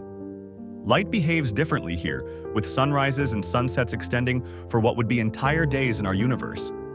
These extended golden hours bathe the landscape in warm, rich light that gradually shifts in tone and intensity, creating an ever-changing canvas of illumination that residents can appreciate in its full, unhurried glory. Perhaps most mesmerizing is how plant life reveals itself in this dimension. What appears as imperceptible growth in our reality becomes a visible, graceful dance here. If you remain perfectly still, which in this dimension requires virtually no effort, you can observe flowers blooming before your eyes, their petals unfurling in deliberate, elegant movements. Leaves extend from branches in smooth, purposeful gestures, reaching toward the slow-moving sunlight. The entire process of growth becomes not just visible, but almost hypnotic, a testament to the beauty we miss when time rushes by too quickly. The auditory experience in this dimension is equally transformed. What would register as a single musical note in our universe expands into a complex chord here as it stretches across time. The residents have developed a form of music that would be impossible in faster dimensions. Compositions where a single strike of an instrument evolves and changes over what we would experience as hours, revealing harmonic complexities that would be compressed into mere moments in our world. This stretched time creates opportunities for appreciation that simply don't exist in faster realities. A bird's call doesn't just sound and disappear, it extends into a symphony of subtle tonal shifts. Conversations unfold with thoughtful pauses that would seem unnaturally long to us, but allow for deeper consideration of each word and idea. Shared between speakers. Weather patterns in this slow time dimension develop with beautiful intricacy visible to the naked eye. Cloud formations that would shift too quickly for us to fully appreciate become elaborate, evolving sculptures drifting across the sky. Residents can watch storm systems form from their earliest stages, witnessing the complex interactions of temperature and moisture that create weather phenomena. Many have developed a form of meteorological meditation, spending what would be weeks of our time simply observing the artistic evolution of atmospheric patterns. Water behaves in particularly fascinating ways in this dimension. Ripples expand across liquid surfaces with hypnotic deliberation, creating concentric patterns that residents can study in exquisite detail. When rain falls, droplets appear to hover in the air before gently making contact with the ground, creating a suspended curtain of moisture that captures and refracts light in dazzling displays. Waterfalls become living sculptures, each droplet's path traceable by the naked eye. The flora and fauna have evolved in harmony with this temporal reality. Animals move with deliberate grace, their hunting or foraging behaviors visible as strategic sequences rather than blur of instinctive action. Predators don't simply pounce. They position themselves with calculated precision, muscles tensing in observable waves before they strike. Prey animals don't simply flee. They execute elaborate evasive patterns, each movement a considered response to their environment. Communication in this dimension has evolved to take advantage of the expanded temporal canvas. Languages include subtle variations in tone that would be imperceptible in faster dimensions. Ideas aren't just expressed through words, but through carefully choreographed gestures that unfold like stories, adding layers of meaning to verbal exchanges. Written communications often incorporate temporal elements, with text designed to be read over extended periods, revealing new meanings as the reader progresses at the intended pace. The architecture reflects this different relationship with time. Buildings aren't designed just for their immediate visual impact, but for how they interact with light throughout the extended day-night cycle. Structures gradually reveal different aspects of their design as shadows move across their surfaces over periods that would constitute entire days in our dimension. Even the materials used in construction are chosen for how they gradually interact with their environment. Some subtly changing color as moisture levels shift, others designed to channel sound in ways that evolve throughout the day. For visitors from faster dimensions, the slow time realm initially feels frustrating. Our minds, accustomed to rapid processing, rebel against the extended duration of each experience. But those who manage to adjust often find it profoundly transformative. The gift of this dimension is the opportunity to notice what is normally missed. The million subtle transitions between states of being that our faster perception simply blurs together. Here, the boundary between moments dissolves, revealing that what we perceive as distinct stages are actually continuous, fluid processes. What if consciousness exists without any physical form at all?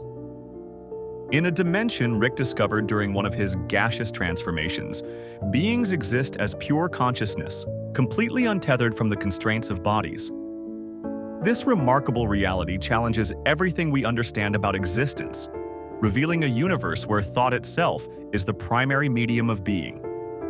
When Rick briefly transformed into a gas-like state during the chaotic events of Total Recall, he unknowingly tapped into an entire civilization that experiences reality without physical limitations. These gaseous entities don't just float around mindlessly. They've developed complex societies, philosophical traditions, and art forms that would be impossible for corporeal beings to fully comprehend. The visual landscape of this dimension is unlike anything we can easily describe. There's no ground to stand on or sky to look up at, just varying densities of swirling, colorful matter that create loose boundaries between different regions. What might appear to us as random patterns of color, shifting and blending, are actually sophisticated conversations. These beings communicate through subtle modulations in their hue, density, and the patterns they form as they move through space. If you could visit this dimension, you'd notice that language works completely differently here. Rather than using sound waves that travel through air, the gaseous beings communicate through the gas itself. They form intricate swirling patterns that represent complex ideas, with certain color combinations indicating emotional states, while density patterns convey logical constructs. A simple greeting might look like a gentle blue spiral that gradually brightens toward its center, while a philosophical debate might appear as rapidly alternating patterns of purple and green rippling outward in mathematical sequences. The absence of physical bodies means these entities experience existence in profoundly different ways than we do. They never feel pain in the way we understand it. There's no aging process to fear, no physical limitations to overcome. When two beings wish to share experiences, they can literally merge portions of themselves together, creating a temporary blending of consciousness that allows for perfect understanding. Then they separate again, each carrying a piece of the other's perspective forever. The ambient soundscape of this dimension consists entirely of vibrations passing directly through the gaseous matter itself. To human ears, these would translate as low, continuous humming tones that rise and fall in patterns resembling breathing. There's a meditative quality to these sounds. They create harmonics that seem to resonate at frequencies that calm the mind and encourage contemplative states. This constant background vibration serves as both communication medium and artistic expression for the native inhabitants. Movement in this gas dimension follows entirely different principles than we're accustomed to. Without physical mass in the traditional sense, these beings aren't bound by gravity or inertia as we understand them. They travel by riding temperature variations, stretching themselves thin to catch warm updrafts or condensing to sink on cool downdrafts. What might appear as random atmospheric turbulence to us is actually their equivalent of a complex transportation network, complete with express routes and scenic paths for those wishing to experience the journey more fully. Time perception represents another fundamental difference in this gaseous realm. Without biological processes like heartbeats, brainwaves, or circadian rhythms to mark the passage of time, these beings experience it more as changes in their collective community than as a linear progression. A moment might last what we would consider hours if the interaction is particularly complex or meaningful. Their historians don't record dates but rather track the evolution of thought patterns and the gradual shifts in the collective consciousness of their society. Art in this dimension takes forms we can barely comprehend. What we might perceive as particularly beautiful atmospheric conditions, swirling patterns of color that blend and separate in mathematically pleasing ways, are actually the equivalent of their symphonies and paintings combined. Their artists manipulate temperature, density, and electromagnetic properties to create experiences that engage all aspects of consciousness simultaneously. There are no observers separate from the art. To experience a piece means to move through it, becoming temporarily part of the creation itself. Their philosophical traditions have evolved along completely different lines than our own. Without physical bodies to protect or sustain, concepts like self-preservation take on entirely different meanings. Their equivalent of ethics centers not around preventing harm, but around maintaining the optimal conditions for consciousness to flourish and diversify. They have no concept of death as we understand it. When a consciousness decides its existence has reached completion, it simply diffuses gradually into the collective, its unique patterns becoming part of the medium through which others move and think. Some of the most respected members of their society are what we might call pattern keepers, beings who maintain particularly complex and ancient thought structures that would otherwise dissipate over time. These living libraries hold the accumulated wisdom of countless generations, preserving it not as information to be recalled, but as patterns to be experienced directly by others. The boundaries between individual entities in this dimension are fundamentally different from our understanding of separate beings.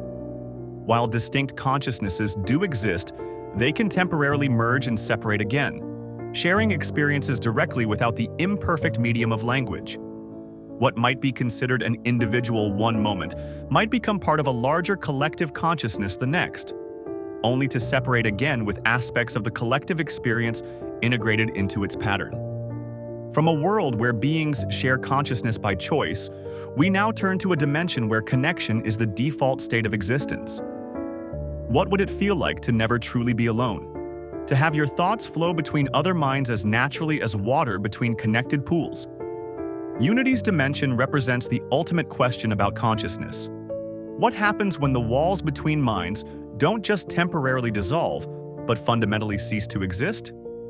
Unity, who we know as Rick's former lover in the show, isn't just an individual but an entire civilization where separation is optional and connection is the fundamental reality. This society exists in stark contrast to our own, where individuality is prized and isolation is often our default state despite our social nature. In Unity's world, the experience of being is inherently shared, creating a reality where the loneliness that plagues human existence simply cannot exist. The physical environment of Unity's dimension perfectly reflects their collective nature. Their architecture develops organically, with structures flowing into one another like extensions of a single organism. Buildings aren't isolated units, but interconnected systems that function together, much like organs in a body.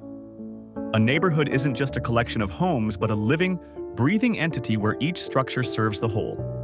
Streets curve and connect, not based on city planning but on the natural flow of consciousness between inhabitants, creating patterns that might seem chaotic to outsiders but make perfect intuitive sense to those within the hive mind. What's particularly fascinating about Unity's dimension is how emotions manifest visually across their population. When a feeling emerges in one part of the collective, it spreads in synchronized waves of color that ripple through the entire community. A sensation of calm might begin in one neighborhood as a soft blue hue that gradually extends outward, enveloping more and more individuals until the entire city glows with tranquility. Similarly, moments of deep contemplation transform the visual landscape into shades of purple, while joy manifests as warm orange tones that spread person to person like a sunrise breaking across the horizon. This visual harmony extends to their soundscape as well. The rhythmic breathing and heartbeats of thousands of bodies synchronize with remarkable precision, creating what visitors might perceive as a living symphony. Unlike an orchestra where musicians must work diligently to stay in time, Unity's collective naturally falls into rhythm without effort. The result is a meditative ambient sound that rises and falls with the collective emotional state, quickening slightly with excitement, slowing during contemplation, but always maintaining a perfect harmonic balance that would be impossible for separate individuals to achieve. Even the natural environment in Unity's dimension exhibits this remarkable interconnectedness. Their gardens and agricultural systems grow in complementary patterns that maximize efficiency and sustainability. Plant species aren't competing for resources but supporting each other in perfect ecological balance. A nitrogen-fixing plant naturally grows alongside another that requires those nutrients, while shade-loving species flourish beneath those that reach toward the sun. This isn't the result of careful planning, but emerges naturally from the collective understanding of the ecosystem as an extension of themselves. The approach to technology in Unity's world differs fundamentally from our own. While our innovations often focus on enhancing individual capabilities or connecting separate people, their technology serves to enhance collective experiences. Communication devices aren't needed when thoughts flow directly between minds, so their technological development instead focuses on expanding sensory experiences or preserving particularly meaningful collective moments. Memory storage systems don't preserve individual experiences, but rather catalog shared emotions and insights that might otherwise fade from the collective consciousness over time. Perhaps the most breathtaking aspect of Unity's dimension appears after sunset. Where we look up at the night sky and search for constellations, Unity's people create living patterns with lights across their cities. As darkness falls, buildings illuminate in synchronized sequences, forming massive, dynamic images that shift and flow to tell stories visible from miles away. These light displays aren't planned or programmed, but emerge spontaneously from the collective consciousness, expressing shared dreams, memories, or aspirations that the community is processing together. A visitor might witness an entire city transform into a visual representation of their creation myth one night, then display an abstract exploration of quantum physics the next. The philosophical implications of Unity's existence raise profound questions about the nature of self. In our dimension, we define ourselves largely through separation. I am me because I am not you. But in Unity's world, identity becomes fluid and negotiable. Individuals can temporarily separate from the collective to pursue unique experiences, then rejoin to share what they've learned. This creates a society where privacy is an occasional state rather than a constant concern, and where the boundaries of self expand and contract based on the needs of both the individual and the whole. This raises important questions about concepts we take for granted. Does privacy still matter when there's nothing to hide?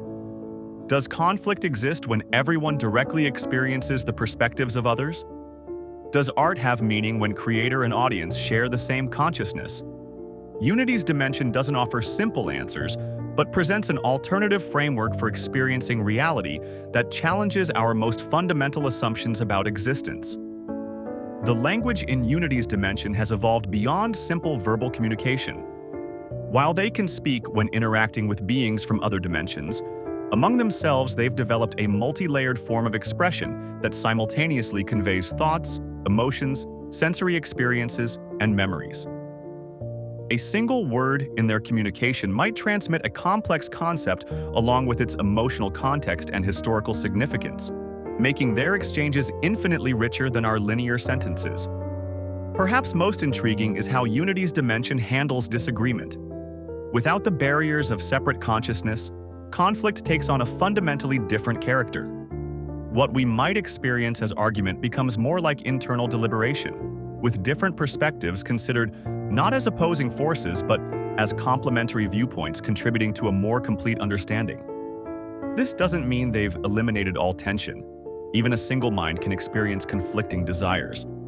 But their approach to resolving such tensions focuses on integration rather than victory.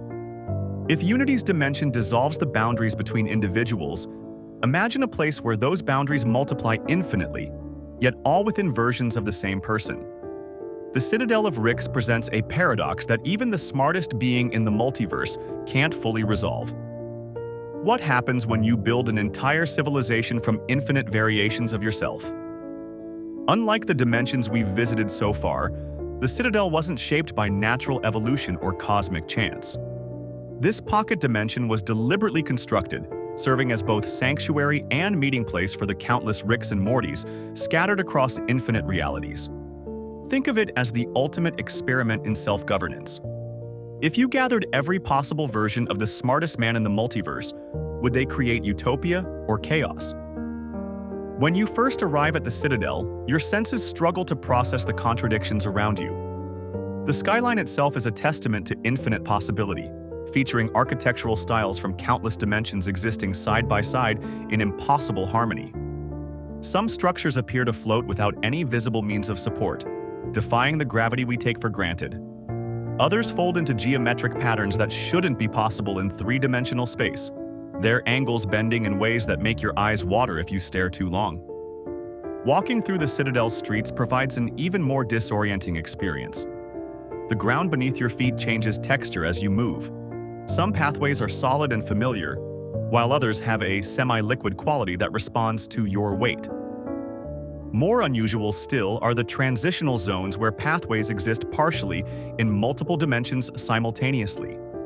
As you cross these boundaries, subtle vibrations travel through your body, creating a sensation like crossing from one musical note to another. The lighting throughout the Citadel creates a dreamlike atmosphere, unlike anywhere else in the multiverse. The artificial atmosphere generates a purple-blue ambient glow that bathes everything in cool, muted tones.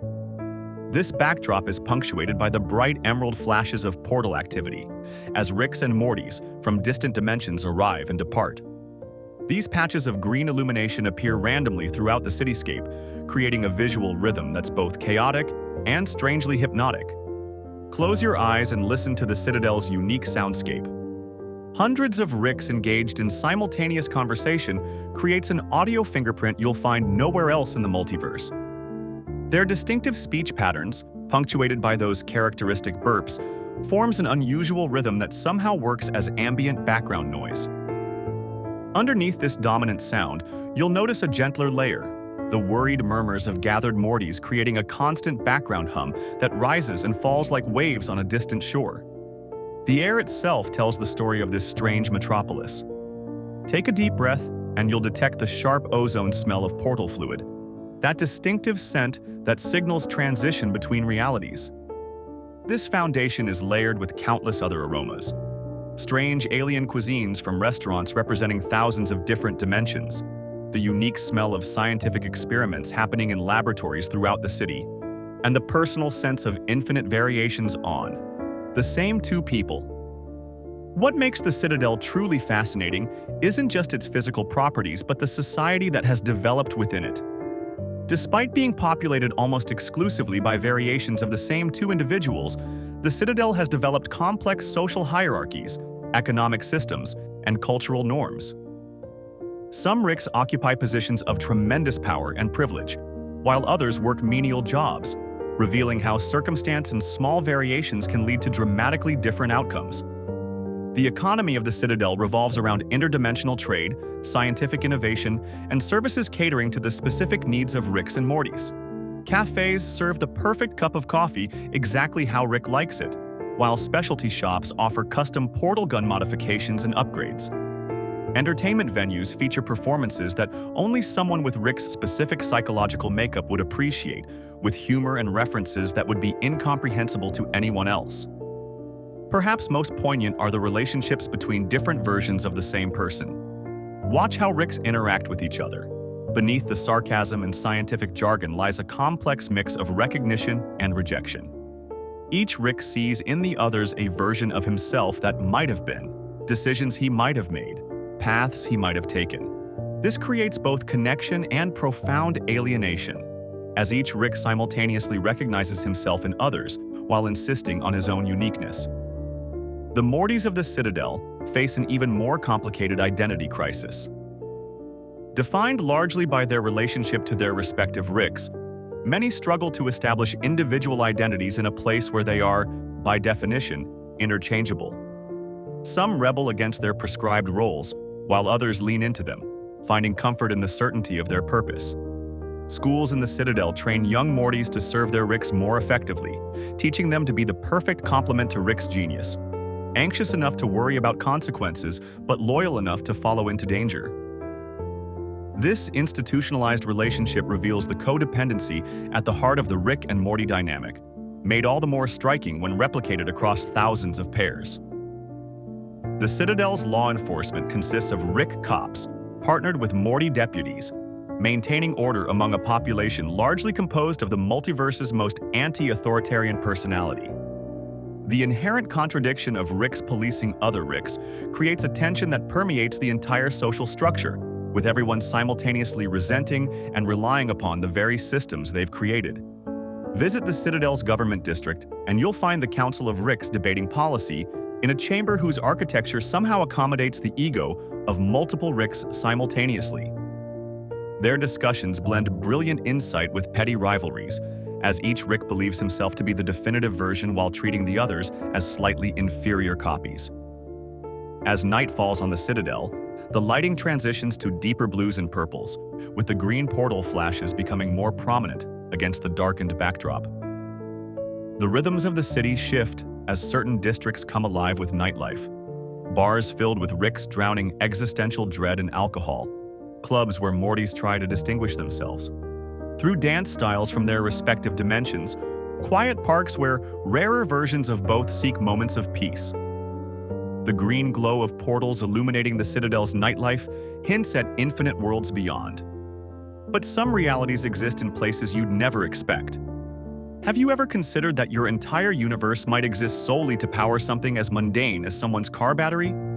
For the microscopic civilization inside Rick's car, this isn't philosophy. It's their uncomfortable reality. When Rick needed a power source for his spacecraft that wouldn't die in the middle of an intergalactic chase, he didn't shop for batteries. He created one. Inside what looks like a normal car battery exists an entire miniature universe, complete with its own stars, planets, and intelligent life forms. These beings evolved over millions of their years, developed civilization, created art and music, and eventually advanced their technology to a point where they could harness energy. And that's exactly what Rick was counting on.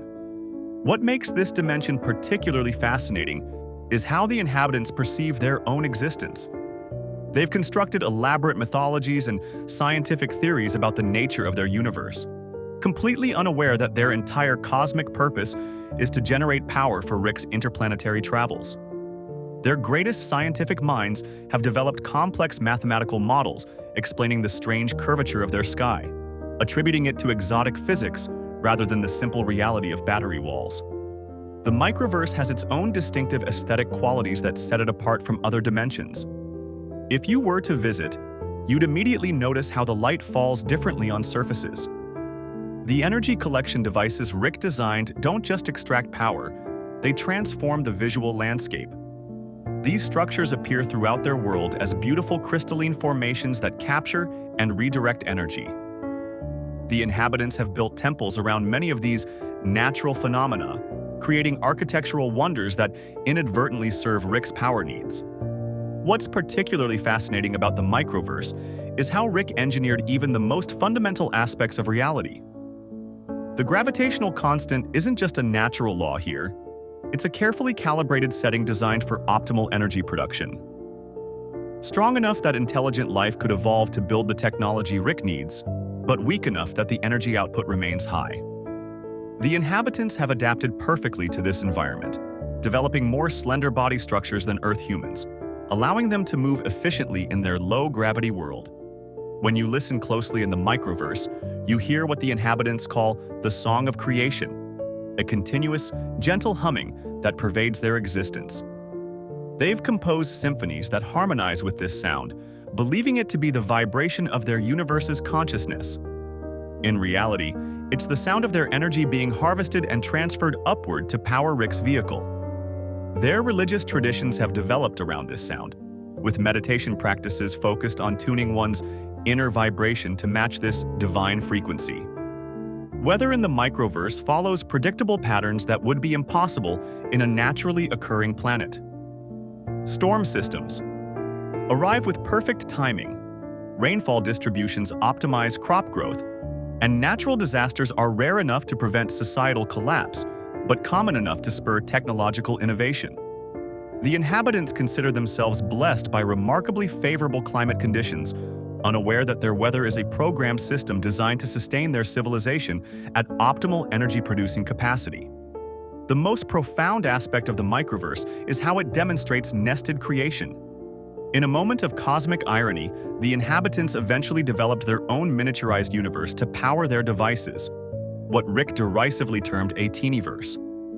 This smaller universe contained its own intelligent life, unknowingly generating power for the microverse, which in turn powers Rick's battery. This recursive pattern raises the unsettling question of whether our own universe might simply be a power source for some higher dimensional being, our entire cosmic existence merely a convenient energy solution. The philosophical implications of the microverse extend beyond just nested realities. It forces us to confront questions about purpose and meaning. If the inhabitants of the microverse knew their true purpose, would their art, literature, love, and achievements feel hollow? Does discovering you were created for a utilitarian purpose invalidate the beauty and meaning you've created within that framework? The scientist who created the Teenyverse ultimately destroyed his creation when he learned the truth about his own world. An act Rick considered both pretty dark and a huge inconvenience for his travel plans. When you look at the night sky in the microverse, the stars appear slightly different than in our dimension. The constellations form patterns that subtly guide the inhabitants toward technological development along the paths Rick desired. Ancient astronomers interpreted these stellar configurations as divine messages, creating myths about gods who demanded technological progress. These cultural narratives, seeming to arise naturally from observing the heavens, were actually Rick's subtle programming guiding civilizational development toward energy production technologies. The inhabitants' clothing and architecture reflect their adaptation to their environment. Fabrics are lightweight and often incorporate conductive materials that help transfer tiny amounts of bioelectric energy to the ground, where collection nodes gather it. Buildings are constructed with materials that naturally amplify the planet's energy field. Their distinctive spiral designs, simultaneously aesthetically pleasing and functionally optimal for power generation. The inhabitants consider these design choices artistic expressions of their cultural aesthetic, unaware they're following subconscious prompts engineered into their evolution. The most poignant aspect of the microverse is perhaps how it reflects our human tendency to find meaning and purpose, even in circumstances beyond our understanding. The Battery inhabitants have created profound philosophical systems, beautiful art, and complex societies, all while unknowingly serving as a power source. Their experience raises questions about how we might similarly construct meaning within constraints we cannot perceive, finding purpose despite potentially being part of some larger design we cannot comprehend. Those philosophical questions about meaning within unseen constraints take on an entirely different dimension when we consider a reality Rick documented where mathematics itself refuses to behave. Imagine trying to build a civilization when your fundamental understanding of patterns, shapes, and quantities shifts according to equations that would be considered nonsensical or impossible in our dimension, yet somehow form the perfect logical foundation for an entirely different kind of existence. Rick first discovered this dimension during an experiment gone wrong. He was attempting to calibrate his portal gun to access a dimension with slightly different gravitational constants, but accidentally input an equation that violated several mathematical axioms. Instead of the portal failing to generate, it opened to a world where those very violations were the foundation of reality. In his hastily scrawled notes, which Morty later found while cleaning the garage, Rick described the experience as the most profoundly disturbing and beautiful thing I've ever seen. Math that shouldn't work but does. In this dimension, the concept of equal isn't absolute but contextual. A circle might have exactly as many corners as it needs in the moment, 0 when at rest, but perhaps 5 when in motion, with the number fluctuating based on its velocity. Parallel lines casually intersect whenever they feel like it, creating junctions that exist simultaneously at multiple points along their length. Even basic arithmetic operates differently. 2 plus 2 doesn't always equal 4, but might equal 4.1 or 3.9, depending on the position of nearby mass or the current phase of their 3 oddly shaped moons. The visual landscape of this dimension contains elements that shouldn't be possible to perceive. Objects simultaneously display contradictory properties. Surfaces that are concave and convex at once, not as an optical illusion but as their actual physical state. Staring at these impossible geometries doesn't create discomfort as you might expect. Instead, the brain eventually surrenders to the new mathematical paradigm, producing a deeply calming effect similar to listening to perfectly resolved chord progressions. Buildings here don't merely ignore conventional architecture, they actively defy it. Structures stand without apparent support, with weight distributed across probability fields rather than load-bearing columns. Interior spaces can be larger than their exteriors, not through dimensional engineering like Rick's ship, but because spatial volume itself is calculated differently. A modestly sized dwelling might contain endless rooms that somehow never feel cramped or disorienting to residents. The native inhabitants have evolved bodies that reflect their reality's unique mathematical properties. Their appendages can change in number depending on what they're doing, and their sensory organs perceive dimensional relationships rather than physical properties like light or sound. When they communicate, they don't exchange information sequentially, but rather share entire conceptual frameworks simultaneously. If you watched them with human eyes, you'd see beings whose shapes seem to shift constantly without actually changing. Your brain desperately trying to interpret forms that follow non-Euclidean principles. Colors in this dimension exist beyond our visible spectrum, but not merely as infrared or ultraviolet. They occupy mathematical spaces between established colors, creating hues that literally cannot exist in our universe. Rick's notes describe seeing the color between blue and Tuesday and a shade that looks like what regret would if regret were visible. These colors blend in gradients that shift according to mathematical functions rather than light wavelengths, creating visual experiences that human language lacks the vocabulary to describe. The ambient soundscape follows harmony rules that would sound dissonant and chaotic to human ears, yet somehow creates deeply satisfying acoustic patterns for those attuned to this dimension's mathematics. Music isn't composed of notes arranged in time, but of prime number relationships and irrational sequences that interlock in complex patterns. What sounds like random noise initially gradually reveals itself as intricate mathematical poetry when experienced long enough. Composers in this realm don't write melodies but design equations whose solutions manifest as sound. Movement here doesn't follow predictable vectors, but instead traces probability paths that appear to bend space itself. Objects and beings follow trajectories that curve in impossible ways, yet always arrive precisely where they intend. A person might walk what appears to be a straight line to an observer, yet arrive at a destination that should have required turning. These motion patterns create graceful arcs through space-time that somehow always return to their starting point when needed, making the concept of lost nearly non-existent. Time in this dimension doesn't flow linearly, but follows its own mathematical patterns, expanding and contracting based on complex equations. Moments might stretch when filled with significance or compress when routine, creating a natural rhythm to existence that feels more intuitive than mechanical.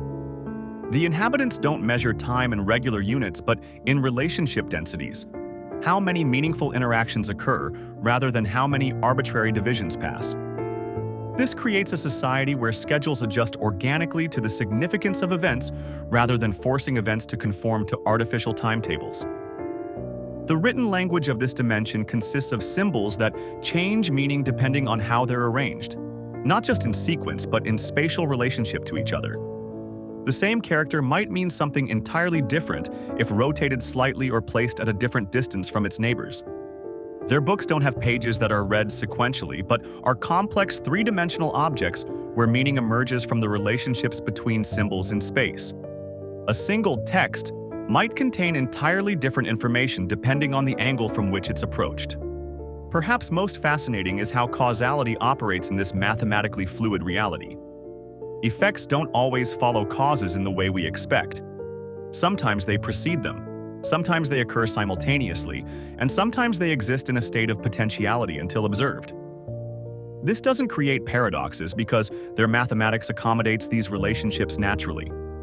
The beings here don't see this as confusing or contradictory, but as the obvious and logical way reality functions. Rick's notes become increasingly difficult to decipher the more he attempts to explain this dimension, eventually dissolving into equations that violate his own universe's mathematical principles. The final legible entry simply reads, "Maybe there are no universal constants after all, just local ordinances." Rick's final note about local ordinances, rather than universal constants, becomes even more profound when we consider the dream dimension, a realm existing at the precise boundary between wakefulness and sleep. Have you ever noticed how the rules of dreams seem perfectly logical until you wake up? This dimension operates permanently in that liminal space where thought itself constructs reality. Unlike the mathematically perplexing dimension we just explored, the dream dimension doesn't violate laws of physics. It simply reveals that those laws were always subordinate to consciousness. This is a place Rick has visited numerous times but rarely documents in his scientific journals. His scattered notes on the subject often trail off mid-sentence. as if the very act of observation dissolves what he's attempting to describe. The dream dimension exists in a perpetual state of becoming. Instead of solid ground beneath your feet, you'll find a surface that responds intuitively to your expectations. Step confidently, and it provides perfect support. Hesitate, and you might sink slightly before the ground firms up again. This responsive environment isn't governed by consistent physical properties, but instead by the collective assumptions of all conscious beings present. What makes this dimension particularly fascinating is how it manifests the collective mood of its inhabitants. The sky doesn't just change with weather patterns, but transforms based on emotional states. During periods of collective calm, soft azure waves ripple across the horizon. When contemplative energy dominates, the atmosphere shifts to deep indigo patterns that seem to invite introspection. Moments of shared joy create golden pink auroras that dance above, reflecting the emotional consensus below. In the dream dimension, you'll notice that light doesn't originate from a central source like the sun. Instead, objects themselves possess an inner luminescence, pulsing gently with a rhythm reminiscent of breathing or heartbeats. This creates an environment where shadows don't fall in predictable directions, but instead shift and flow based on emotional significance. The things you focus on grow brighter, while those you ignore might fade to near invisibility. The soundscape here defies conventional acoustics. You'll hear fragments of conversations that seem just at the edge of comprehension, words and phrases that almost make sense before transforming into something else. Music emerges spontaneously from the environment, sometimes feeling like it's playing from everywhere simultaneously, other times appearing to follow you specifically. Underlying everything is a gentle, rhythmic sound similar to collective breathing, rising and falling like ocean waves. Perhaps most disorienting for visitors are the scents that materialize without warning. You might suddenly catch the aroma of a childhood meal your grandmother prepared, so vivid it brings tears to your eyes. Moments later, you could experience the fresh scent of an unfamiliar forest after rainfall, a place you've never visited yet somehow recognize intimately. These olfactory experiences connect directly to memories being processed, both personal and sometimes seemingly borrowed from others. Time in the dream. Dimension follows dream logic rather than linear progression. A moment of intense focus might stretch for what feels like hours, while complex sequences of events can compress into what seems like seconds. There's no consistent day-night cycle, though many inhabitants report experiencing periods of increased introspection that function similarly to sleep states, even within this dreamlike realm. What truly separates this dimension from others Rick has documented is how thoughts manifest physically. An intense emotion might crystallize into an object you can hold, a sphere of perfect tranquility or a jagged fragment of anxiety. Shared ideas between inhabitants can construct entire landscapes that transform as the conversation evolves. Memory doesn't just recall the past, but reconstructs it as tangible, explorable space. The boundaries between individual consciousness become permeable here. While you maintain a sense of self, you might occasionally experience thoughts or memories that aren't your own. Brief glimpses into another's perspective that foster a profound sense of connection. This blurring of identity creates a unique form of communication where understanding happens instantaneously, beyond the limitations of language. Inhabitants of this dimension, if they can truly be called that, exist in fluid states of being. Some appear as recognizable humanoid forms, while others manifest as patterns of light or shifting clouds of color. Many cycle through different appearances based on internal states or interactions with others. What remains consistent is that each presence maintains its unique consciousness signature, recognizable regardless of its current form. The most profound aspect of the dream dimension is how it challenges our fundamental understanding of reality. Here, the observer effect isn't just a quirk of quantum physics, but the primary organizing principle of existence. Reality doesn't simply respond to observation, it emerges directly from it. This raises profound questions about the nature of consciousness itself and its relationship to the physical world. Rick's fragmentary notes mention experiments attempting to bring objects from this dimension back to his workshop, but each attempt failed in fascinating ways. Items would transform into something else entirely, dissolve into thought forms, or simply cease to exist outside their native context. His most successful attempt resulted in a small crystalline structure that, according to his notes, remembers being something else, and occasionally shifts form when no one is directly observing it. The philosophical implications of this dimension are staggering. If consciousness can directly shape reality in such a literal way, what does that suggest about the nature of our own universe? Are the physical laws we consider immutable merely collective agreements we've forgotten we made? These questions plague Rick during his rare contemplative moments, though he typically dismisses them with his characteristic cynicism. For visitors from more conventional realities, the dream dimension provides an unparalleled opportunity for self-discovery. Without the rigid constraints of physical laws, you encounter aspects of yourself typically hidden beneath everyday consciousness. Fears, desires, and unacknowledged beliefs manifest in the environment around you, creating a landscape that serves as a mirror to your inner world. As our journey through these dimensions comes to a close, we've witnessed how the smallest differences can completely reshape reality, from lobster claws that transform architecture to mathematical principles that bend the very nature of existence. Each universe we've visited reveals another facet of the infinite possibilities contained within the multiverse. The multiverse reminds us that somewhere, every possibility exists, providing a comforting thought as we drift into sleep, knowing that infinite versions of peace and beauty are just as real as our own world. In the context of sleep science, stories can serve as a bridge to our dreams, allowing our minds to transition from the conscious to the subconscious. This aligns with the show's exploration of alternate realities, where each story can represent a different possibility. As your eyelids grow heavy, let the gentle boundaries between these dimensions blur. Your own consciousness is about to create a new reality, one unique to you, filled with its own physics, colors, and sensations. Drift now into that personal dimension, where you're both the creator and the explorer of worlds entirely your own.